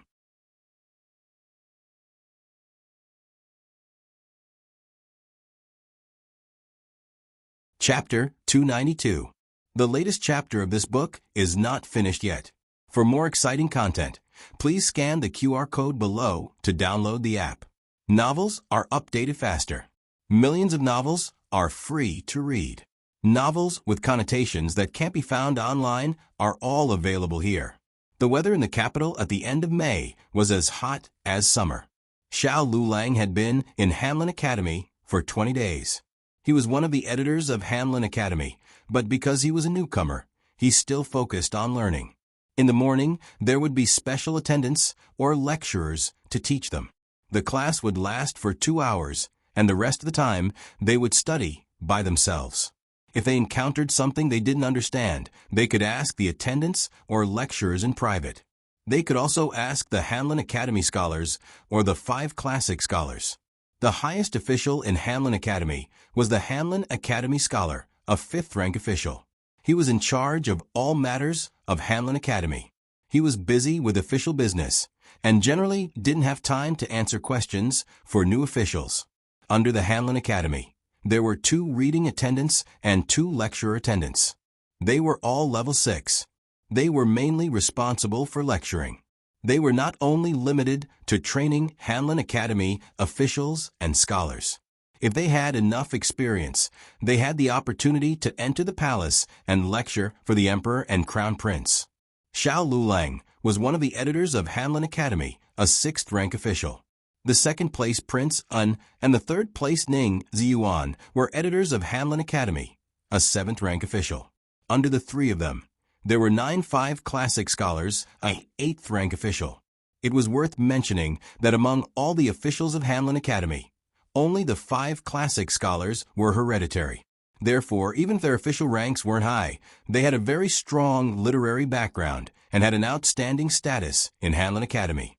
In addition, there were 2 8th rank officials, 2 9th rank attendants, 6 9th rank attendants, and the 1st rank official Kongmu. The responsibilities of Hamlin Academy in each dynasty were different. The current Hamlin Academy head was in charge of writing imperial edicts, history, literature, and other things. He would also write notes about the emperor's daily life. After Xiao Lulang and the others studied for a while, they gradually began to come into contact with some basic literature matters. Today, a writer surnamed Yang called Xiao Lulang over. He was the most senior writer. If nothing unexpected happened, he would be promoted after the year-end examination. Now, all the writers of Hamlin Academy were under his control. He asked Xiao Lulang to write an inscription, saying that His Majesty had plans to rebuild the imperial mausoleum. Half an hour later, Xiao Lulang handed the inscriptions he had written to Yang Xiu.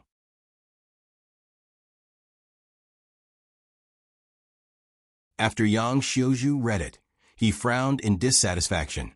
"You're the new top scorer, and you're only at this level? Look at what you've written. If we show this kind of inscription to His Majesty will definitely be angered." Xiao Lulang paused and asked, "Then may I ask, which words will infuriate His Majesty?" Yang Xiu had a look of disbelief on his face. "Can't you tell? Do you still need me to teach you? How did you become the top scholar?" Xiao Lulang pursed his lips and didn't say anything. He went back and rewrote it. In the end, Yang Xiuzhua was still not satisfied. Xiao Lulang wrote 17 or 18 inscriptions in the morning, but they were all rejected by Yang Xiu. Yang Xiu said angrily, "Why can't you even write a decent inscription? I think you don't need to eat lunch. Stay here and continue writing for me. Write until I'm satisfied." After saying this, Yang Xiu left Xiao Lulang and coldly went to the Hamlin Academy's restaurant. Xiao Lulang took the inscription back to his office and continued to grind, pick up the brush, and write the inscription. The weather was stuffy, and his office was like a steamer. A thin layer of sweat seeped out of his body and soaked his clothes. Suddenly, a head with an official's hat poked in. He pinched his nose and looked around. After making sure that no one was outside, he quietly hugged the food box and slipped into the office. A dark shadow pressed down on his paper. Xiao Lulang paused his writing and looked up at him. "Why are you here?" Ning Ziyuan put the food box on the table and said, "I brought you food. I just ran into Feng Lin and Lin Qingye at the restaurant. They asked me why you didn't come to eat, and I said you already ate." As he spoke, he opened the lid of the food box. It wasn't a good dish. His family was poor, and the price of food in Beijing was high. His meager salary wasn't enough for him to spend every month. He brought Xiao Lulang a bowl of yang chun noodles, sprinkled a few green onions, and a plate of marinated bean sprouts. It was just that. Xiao Lulang's office was too close to the bedroom. The weather was cold and fashionable, and now that it was hot, the smell was a bit strong. He hurried to close the door and windows. The smell was finally better, but the room was more like a steamer.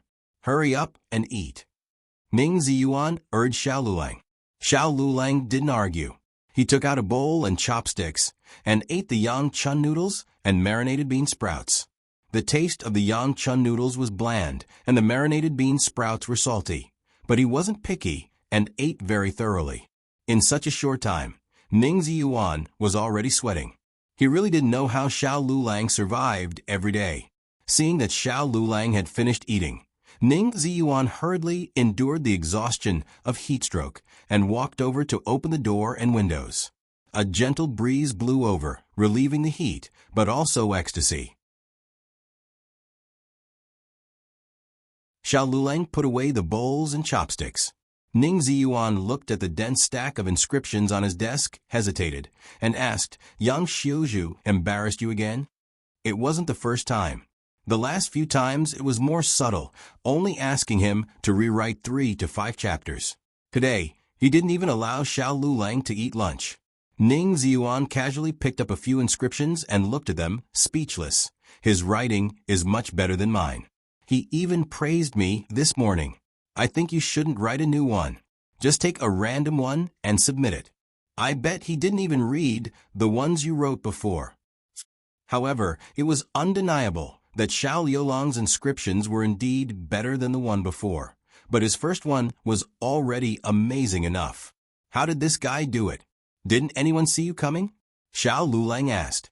Ning Ziyuan smiled and said, "They're all eating. No one noticed me." "Don't stay too long. Go back early," Xiao Lulang said as he took out a silver coin from his money pouch. "This is for the meal."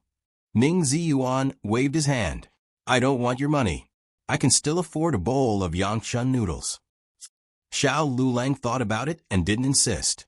"Okay, thanks." Ning Ziyuan sat there for a while. It was really stuffy and smelly.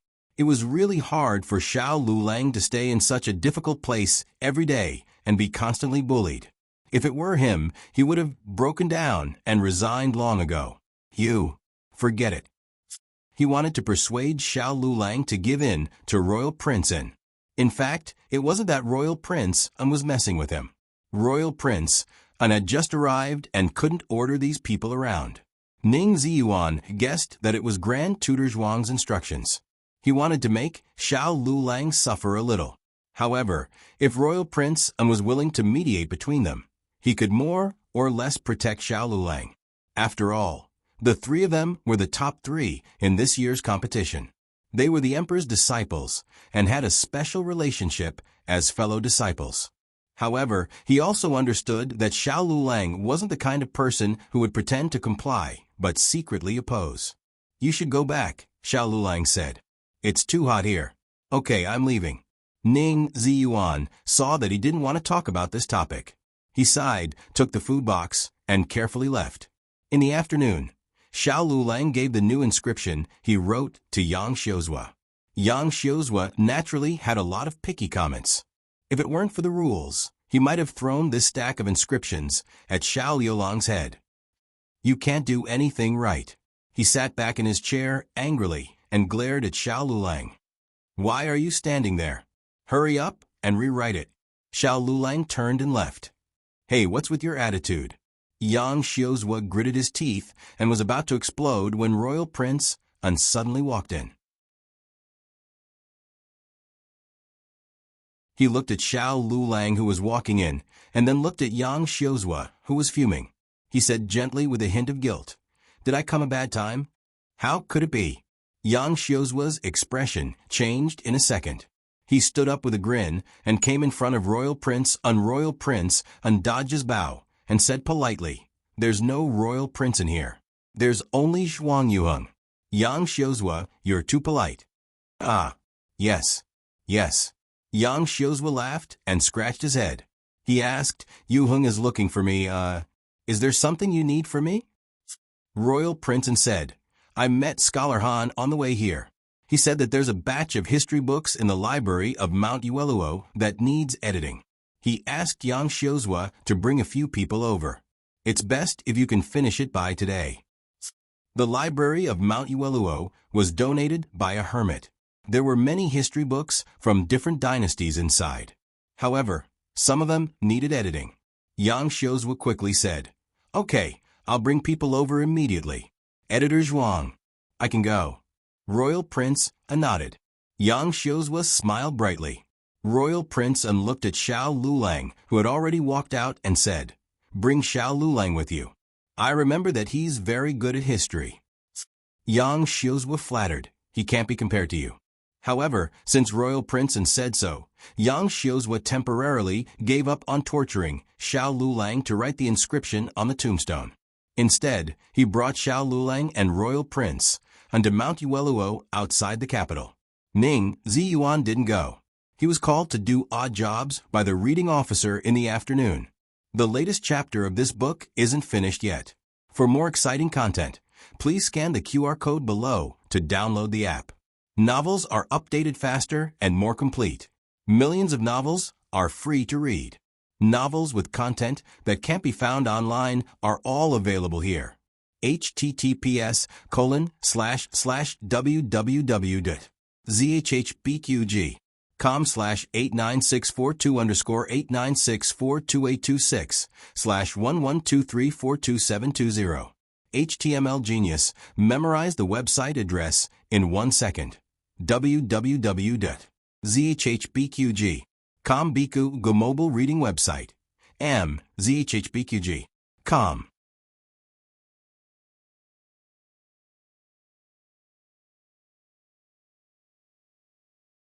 Chapter 293. The latest chapter of this book is not finished yet. For more exciting content, please scan the QR code below to download the app. Novels are updated even faster. Millions of novels are free to read. Novels that can't be found online are all available here. Yuluo Mountain wasn't too far from the capital. After exiting the South City Gate, it was 10 miles southeast. The library pavilion had 2 courtyards. There were only 2 study rooms where the books were kept, the east and west rooms. The owner of this house probably didn't like to study very much. The books were placed messily, without any classification. There were bamboo books and paper books. The order of the books was all out of order. Many of them were eaten by termites. However, these ancient books were very important to the study of history. What they needed to do was to organize them according to different dynasties and eras. The missing pages or damaged pages would be filled in as much as possible. The ones that couldn't be filled in would be marked properly. Later, they would ask the Hanlon Academy's 5 classic scholars and scholars for advice. There were 4 editors and 2 editors in the library pavilion. Yang Xiuzhu thought there were enough people. After all, there were only 2 study rooms. However, when he entered the room, he was completely dumbfounded. Was this really a study room? Was this really a storage room? The bookshelves and cabinets were all over the place. Books were scattered all over the floor. The previous servants had probably tidied them up and put them in baskets. However, they didn't know how to read and put them in a mess. Yang Xiuzhu was in a terrible fix. He hated that he didn't bring more people over. Royal Prince also had a headache. The Hanlon Academy scholar reminded him that the task might be a bit heavy. However, he didn't expect it to be this heavy. He held his forehead and sighed. Official Yang, let's move all the books out first and tidy up the room. Yes. Yu Heng is right. Yang Xiuzhu didn't forget to curry favor with him. He quickly agreed with a smile on his face. He turned to Xiao Lulang. His smile instantly turned cold. Why are you standing there? Hurry up and move the books.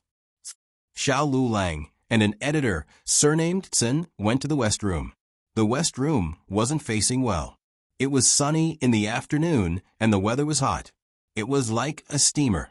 The cooler East Room was naturally given to Yang Xiuzhu and Royal Prince, and Yang Xiuzhu wouldn't let Royal Prince untire himself out. He mainly ordered another editor and another editor to work. Commandery Prince wanted to move the baskets. Yang Xiuzhu stopped him and said with a smile, "Let them do this. Yu Heng, you go outside and dry the books." Drying books was relatively easy. They only needed to put the books one by one on the bench under the porch, on the stone table in the courtyard, or on the ground. Royal Prince did not purposely pretend to be a sensible junior. Everyone was born different. He was born superior to others, and he had paid a huge price for this. People who weren't born as noble as him wouldn't have to leave their homes and become a hostage in an enemy country at the age of 8. Therefore, there was nothing to decline. Royal Prince unnaturally accepted Yang Xiuzhu's arrangement. Yang Xiu was mainly in charge of directing at the scene, and occasionally helped Royal Prince to dry his books. Xiao Liulang's legs were inconvenient, so his movements were slower.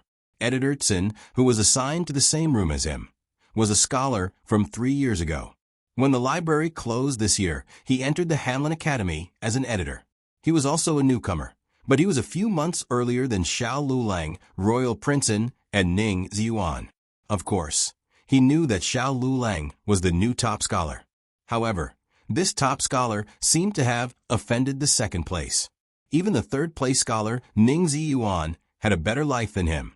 Editor Tsin curled his lips in annoyance. "How unlucky. Why am I assigned to the same room as you?" Xiao Lulang didn't say anything.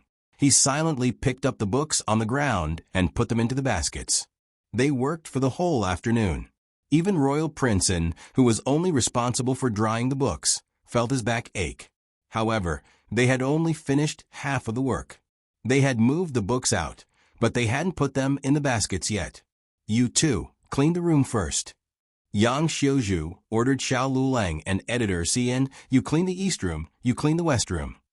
Editor Tsin didn't dare to disobey. Between the two rooms, he chose the East Room, which was relatively cooler. Xiao Lulang didn't fight with him. Editor Tsin didn't feel grateful. Instead, he sneered at Xiao Lulang, "If I wasn't assigned to the same room as you, I wouldn't be so unlucky." These words were a bit too much. Xiao Lulang was a 6th-rank editor. His official position was higher than his.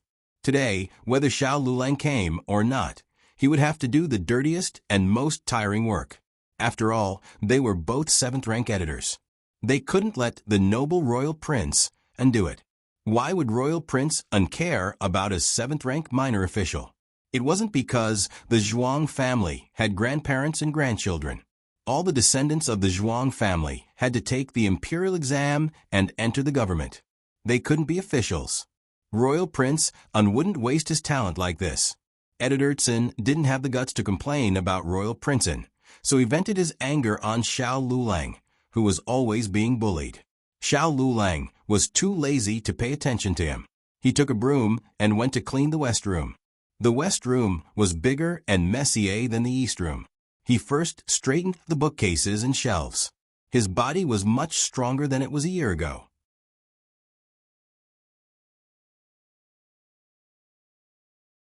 If he was still the little sickly boy who fainted by the roadside from hunger, he wouldn't be able to move these shelves.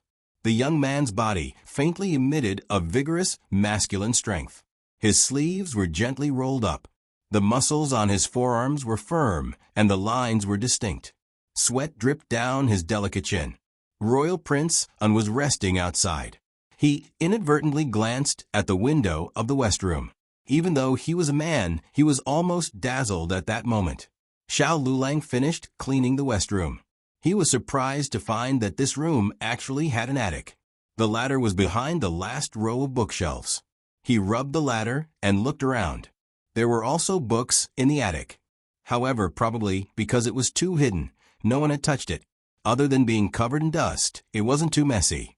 Xiao Lulang decided to move the books in first. He would clean up the attic later. Move the books in. It's going to rain. Xiao Lulang went out and said to the others, Royal Prince looked at the gloomy sky and frowned. Why didn't he notice it earlier? He even spread the books out so much. It was troublesome to put them away. Then hurry up and clean up, he said. However, Xiao Lulang finished cleaning the West Room. Editor Tsin's East Room was only half cleaned. How did you do it? You still haven't cleaned such a small room. Yang Xiu scolded Editor Cian. After scolding, he said to Xiao Lulang, "Go help him clean it up." They originally had 2 coachmen.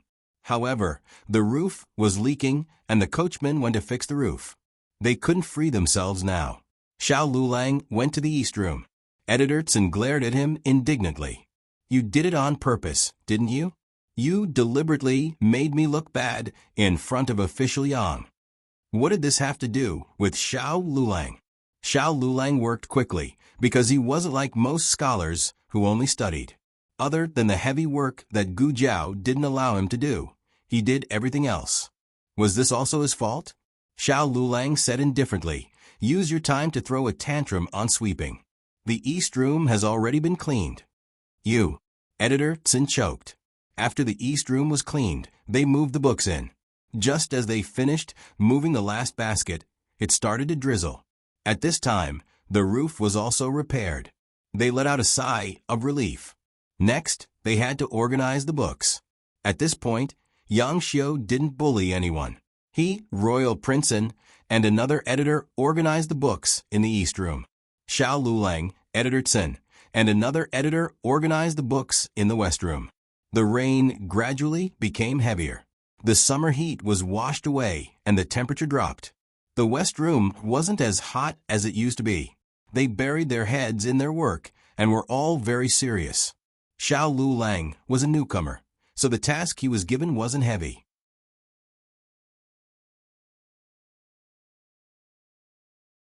After he finished organizing the 2 rows of bookshelves in front of him, he remembered the attic above. He took a rag and an oil lamp and climbed up the ladder to the attic. The books in the attic didn't look messy, but when he looked carefully, they were all in the wrong category. He hung up the oil lamp and cleaned up the dust. Then he organized the books one by one.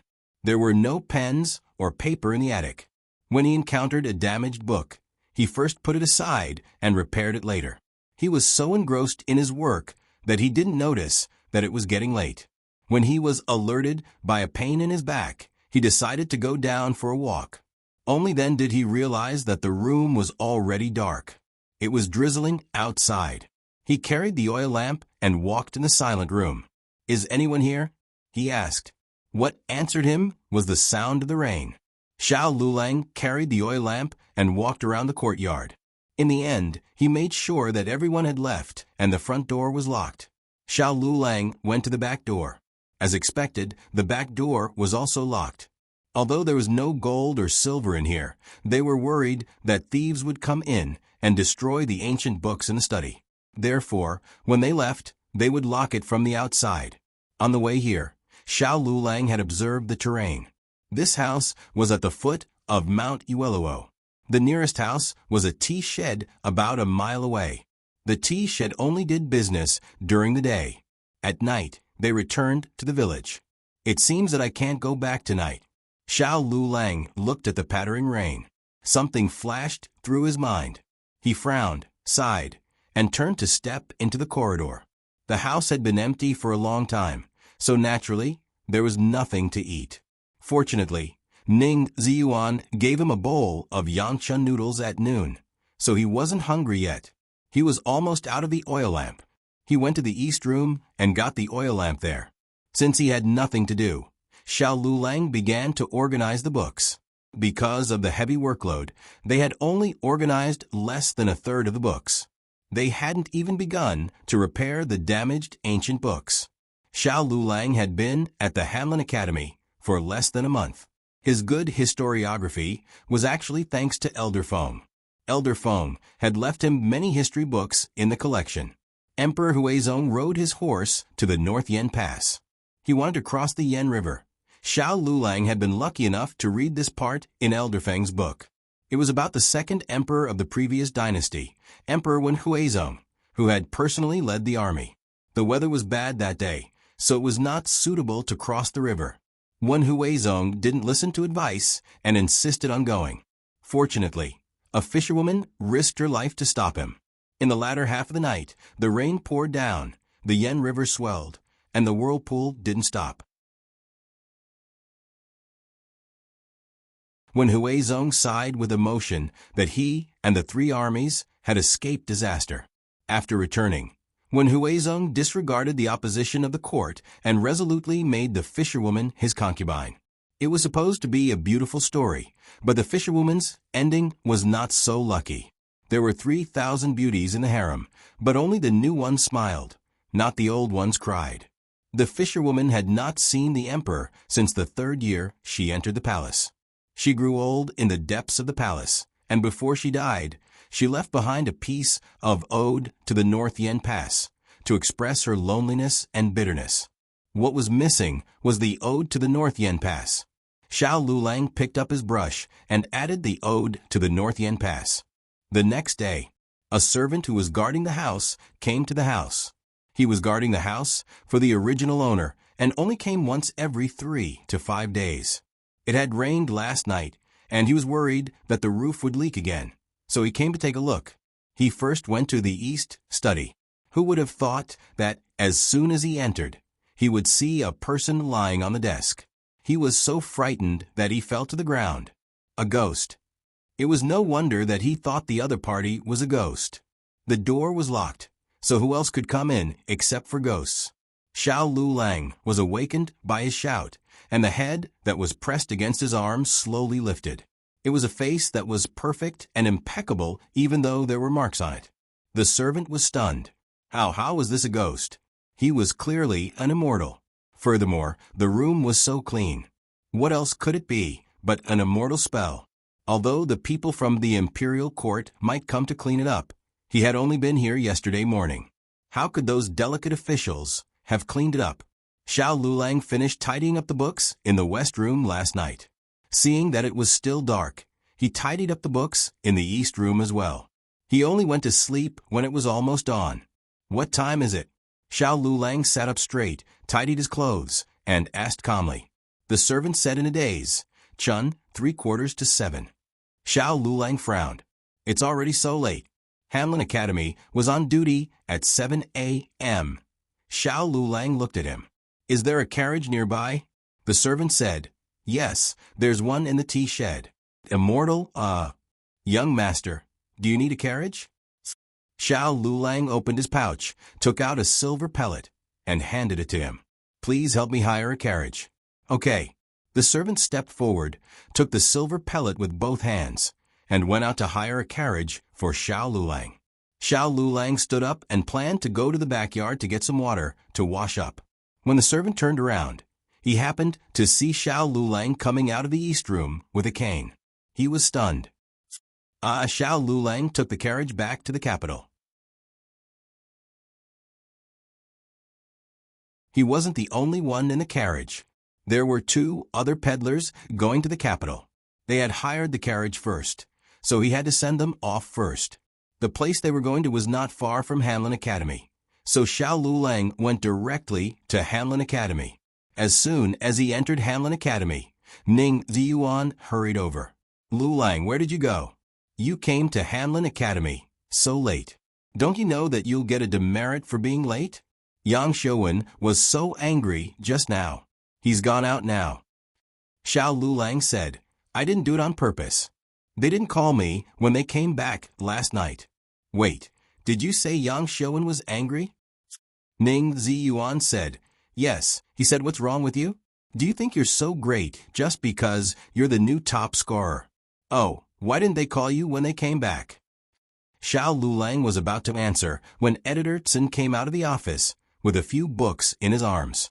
When he saw Xiao Lulang, he stopped in his tracks. Then his eyes flashed, and he lowered his eyes guiltily, pretending not to see Xiao Lulang as he walked past. Ning Ziyuan wasn't familiar with Editor Tsin, and he didn't know about the discord between him and Xiao Lulang, so he didn't notice Editor Tsin's strange behavior. However, he noticed Xiao Lulang's gaze on Editor Cien Lulang. What's wrong with you? Ning Ziyuan asked. Nothing. Xiao Lulang looked away and said to Ning Ziyuan, "You can go back to work." There were too many people here, and Xiao Lulang was ostracized. So Ning Ziyuan didn't dare to get too close to him. It wasn't easy for him to get to where he was today. Everyone had their own rules of survival. Xiao Lulang would rather break than be gay, but Ning Ziyuan could be gay, but he would keep his bottom line in his heart. After Ning Ziyuan left, Xiao Lulang returned to his office.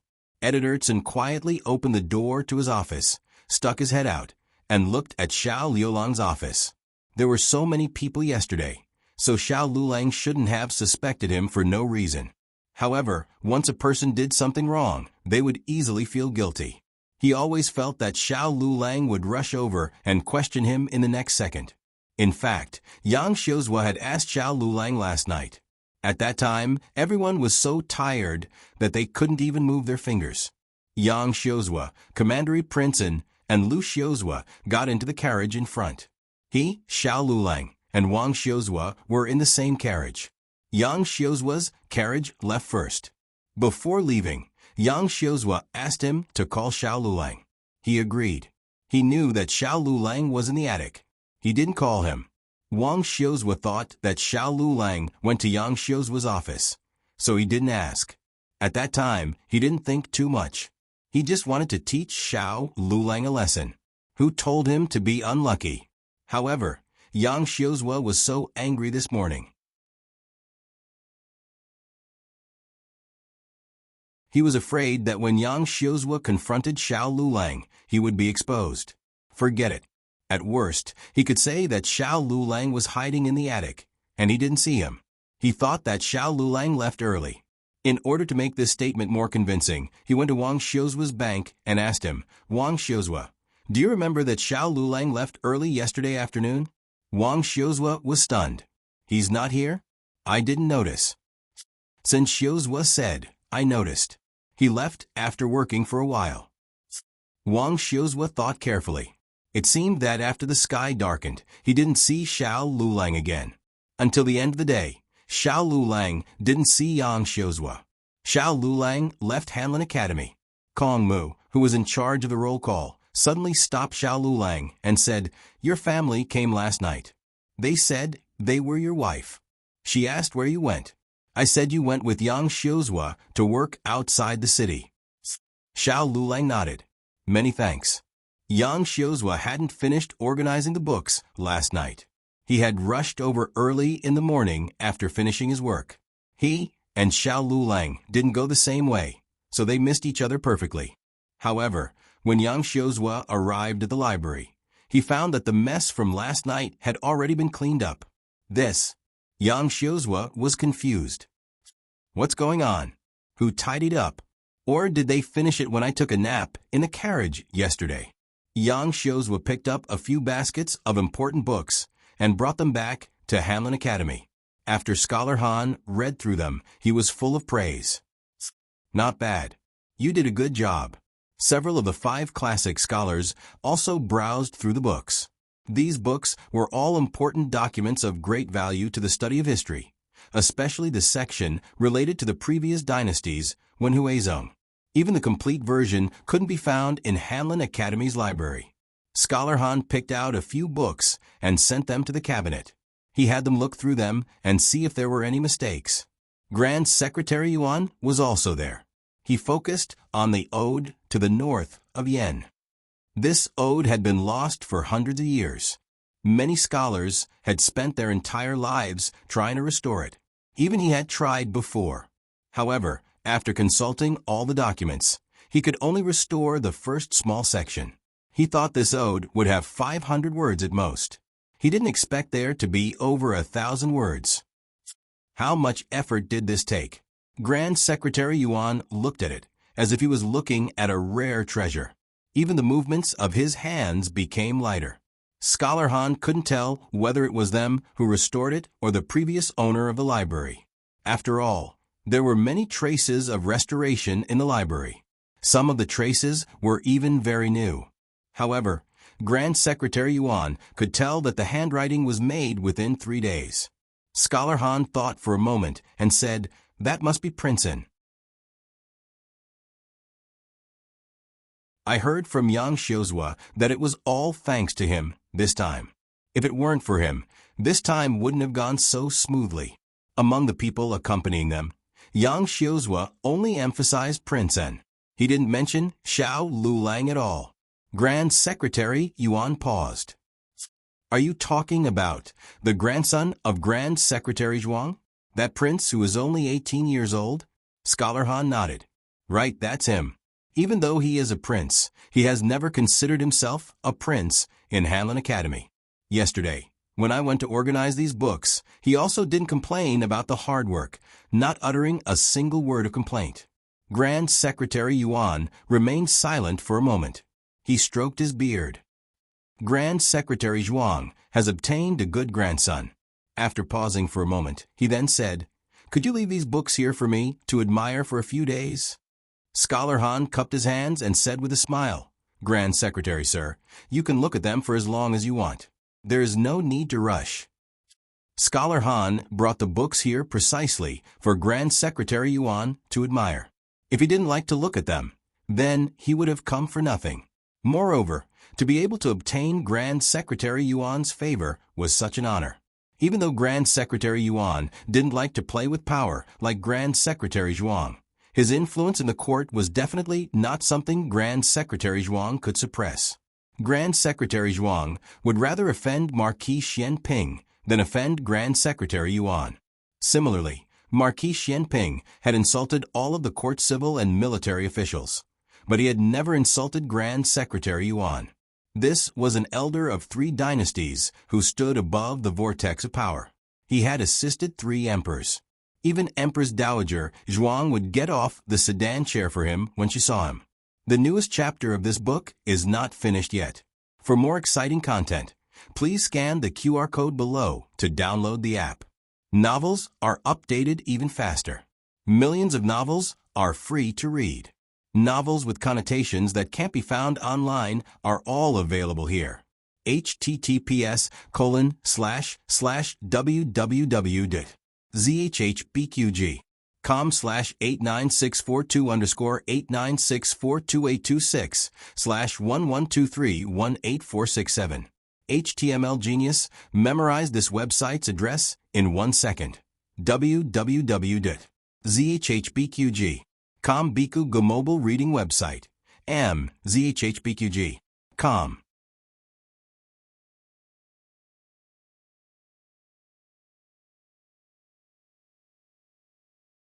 Chapter 294. This book's newest chapter isn't finished yet. For more exciting content, please scan the QR code below to download the app. Novels will be updated even faster. Millions of novels will be read for free. Novels with content that can't be found online are all available here. An old official like Grand Secretary Yuan didn't need any meaningless social interactions. It was fine even if he didn't go. After the end of the day, Grand Secretary Yuan read a few books before returning to the Yuan Manor. Old Madame Yuan was born into a scholarly family in Jiangnan. The manor was built under her supervision, so it was like a small Jiangnan garden. Grand Secretary Yuan had never taken a concubine in his life, and none of his sons took a concubine either. Only after his second daughter-in-law passed away in childbirth did his second son remarry. In the garden, a blue-clothed little Taoist nun was absent-mindedly reading a book. It wasn't some scripture, but rather a novel she found in a small study room. At her side, a purple-clothed girl was using a net made of spider silk and bamboo strips to catch butterflies. When she saw Grand Secretary Yuan walk over, the purple-clothed girl's eyes lit up. She handed the bamboo net in her hands to her accompanying maid, and then she raised her skirt, running over without any regard for her image. "Grandpa, Grandpa, you're back." Grand Secretary Yuan felt a headache when he saw his little granddaughter run like crazy. "Don't run, be careful not to fall." "I definitely won't fall." The purple-clothed girl stopped in front of him and gave him a proper greeting. Then she intimately grabbed his arm. "Grandpa, Grandpa, why did you come back so late today?" Grand Secretary Yuan said, "I was reading a book for a while." "Oh." The purple-clothed girl clearly wasn't interested in books. so she didn't ask any further. Grand Secretary Yuan's eyes landed on the little Taoist nun on the stone bench. The little Taoist nun seemed to have sensed his sizing up. She slowly put down the book and gave him a proper Taoist priest greeting. Benefactor Yuan. Grand Secretary Yuan. Grand Secretary Yuan slowly sighed.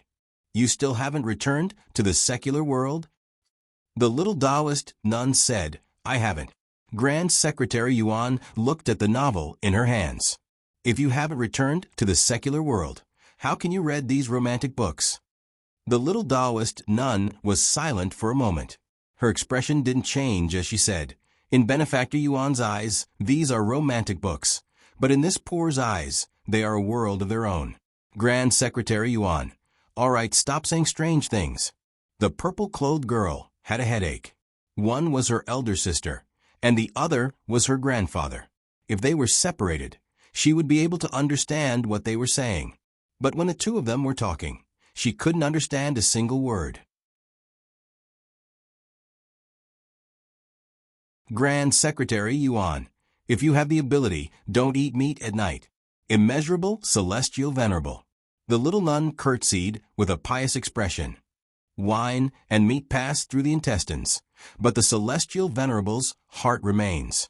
Grand Secretary Yuan was speechless again. Grand Secretary Yuan was ultimately defeated, leaving with a dark face. Who would have thought that Grand Tutor Yuan, who even Grand Tutor Zhuang couldn't subdue, would be defeated by a little granddaughter? To put bluntly, he still doted on her. This granddaughter was born with bad fortune and almost died. Old Madame Yuan found a Taoist priest to read her fortune, saying that she had to be raised in a Taoist temple under the protection of the immeasurable Qinzuan so that she could grow up safely. Grand Secretary Yuan didn't believe this at first, but old Madame Yuan insisted on sending the child to the Taoist temple. That child really did get better, but as soon as he was brought back, he fell ill again a few days later. After repeating this a few times, the child was finally able to live in the Taoist temple. It was only when she turned 16 that she was brought back. Father. Grand Secretary Yuan's eldest son saw him outside the courtyard and curtsied. You've come back late today. Did something happen in the inner court? It's not official business. Grand Secretary Yuan waved his hand and walked into the courtyard. He sat down on a chair with an official's hat in the central room. A maid served him tea. He drank a mouthful of tea and then slowly said to his eldest son, Baolin isn't young anymore. It's time to discuss marriage, right? Yuan Pei chuckled and said, It is time to discuss marriage. Father, do you have a suitable candidate in mind? Grand Secretary Yuan paused. Originally, I didn't. Then he did now. Yuan Pei looked towards his father expectantly. Grand Secretary Yuan said, That child from the Zhuang family isn't bad. Zhuang family? That Grand Tutor Zhuang's Zhuang family? His family's young master of the right age. Yuan Pei ran through the names in his mind, and then he was shocked. The new second-ranked royal prince and on. Grand Secretary Yuan nodded. Yuan Pei pondered. That child isn't bad indeed. He had a reputation for being virtuous, and he was smart and motivated. When he was 8 years old, he was taken hostage in Qin country, yet he didn't cry or make a fuss. The fact that he could return alive was enough to prove his ability. This type of man was rarely seen in the world, but he was indeed worthy of their family's Baolin. Yuan Pei was confused. Father, weren't you unwilling to form a marriage alliance with these aristocratic families? It was Grand Secretary Yuan's principle to not get involved in the struggles of the imperial court. He was only loyal to Zhao country. Grand Secretary Yuan didn't give a complicated answer. He only said this after careful consideration. That child is more outstanding than I imagined. The little Taoist nun still didn't know that her marriage had already been targeted by her grandfather. She was dragged out of the Yuan estate by her younger sister. The purple-clothed girl tugged at her. Older sister, hurry up. There's a lantern festival today. There's a lot of people. If we're late, we won't be able to squeeze in. The little Taoist nun helplessly rolled her eyes. She only wanted to read the novels. Had the princess discovered the mistress that the prince consort kept outside? Has the switched child been recognized by the princess or not? Also, the princess's widow's best friend had slept with the prince consort thousands of times. When would the princess finally recognize this vixen's true colors? The novels these days were becoming more and more excessive. They were so heart-wrenching. The Lantern Festival was on Chong and Main Street. There weren't many people at the moment, but it would be hard to say in a while. All right, right here. The purple-clothed girl called for the carriage to stop. She grabbed the little Taoist nun's hand and jumped off. She was in too much of a hurry, so she didn't notice a carriage coming out of an alley to the side. The little Taoist nun did notice it, but they were too close for the purple-clothed girl to slowly hide. She pulled the purple-clothed girl back. In a bit of a hurry, she used too much strength and dragged the purple-clothed girl from one side to the other.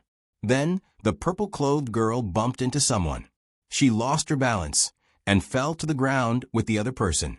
Her elbow coincidentally landed on the softest part of the other party's abdomen.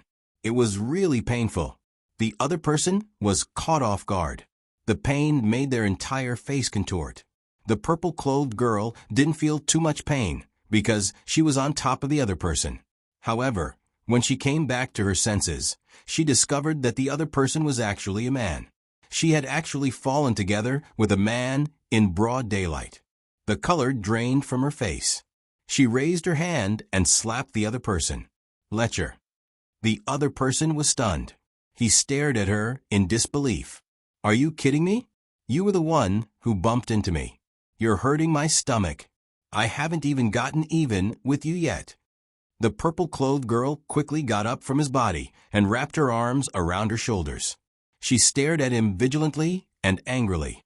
Forget what? Forget it if you have the guts. I am warning you.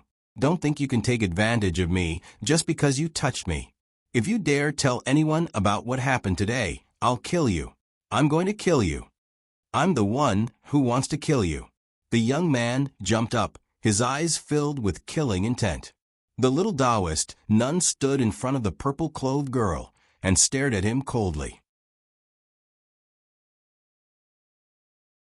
It was at this moment that a deep voice came from behind the young man. What are you doing? Come back. The young man glared at the purple-clothed girl, then unwillingly returned to the man's side. The man cupped his hands in salute to the little Taoist nun and the purple-clothed girl. My apologies. My younger brother offended you. The young man pointed at the purple-clothed girl. It wasn't me. It was her. Not to be outdone, the purple-clothed girl pointed back. It was you. The little Taoist nun looked at the handsome man and asked, Who are you? Gu Chongqing. Gu Chongqing gave it some thought and didn't try to hide it. His identity was useful in the capital. At the very least, the Gu family wasn't filled with perverts. Oh, the little Taoist nun said, I've never heard of you.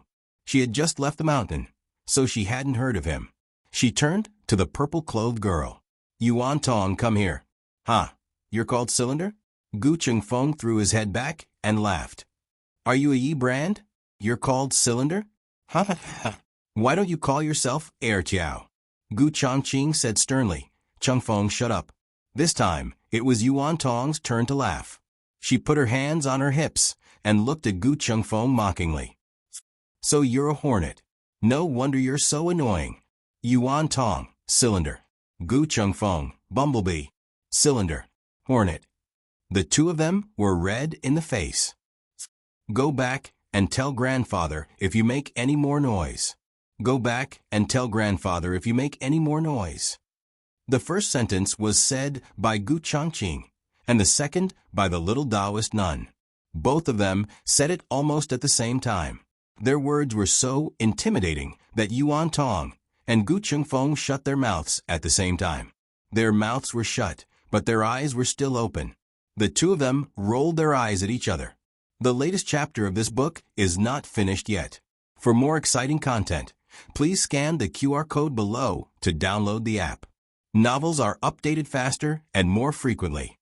Millions of novels are free to read. You can find all the novels you can't find online. https://www.zhbqg.com/89642_8964226/11231585. HTML Genius, memorize this website's address in 1 second. www.zhbqg.com Bikuj mobile reading website. zhbqg.com that you're tuning in to the Echo Reads YouTube channel. Don't forget to subscribe and join us on this journey to catch the most captivating stories.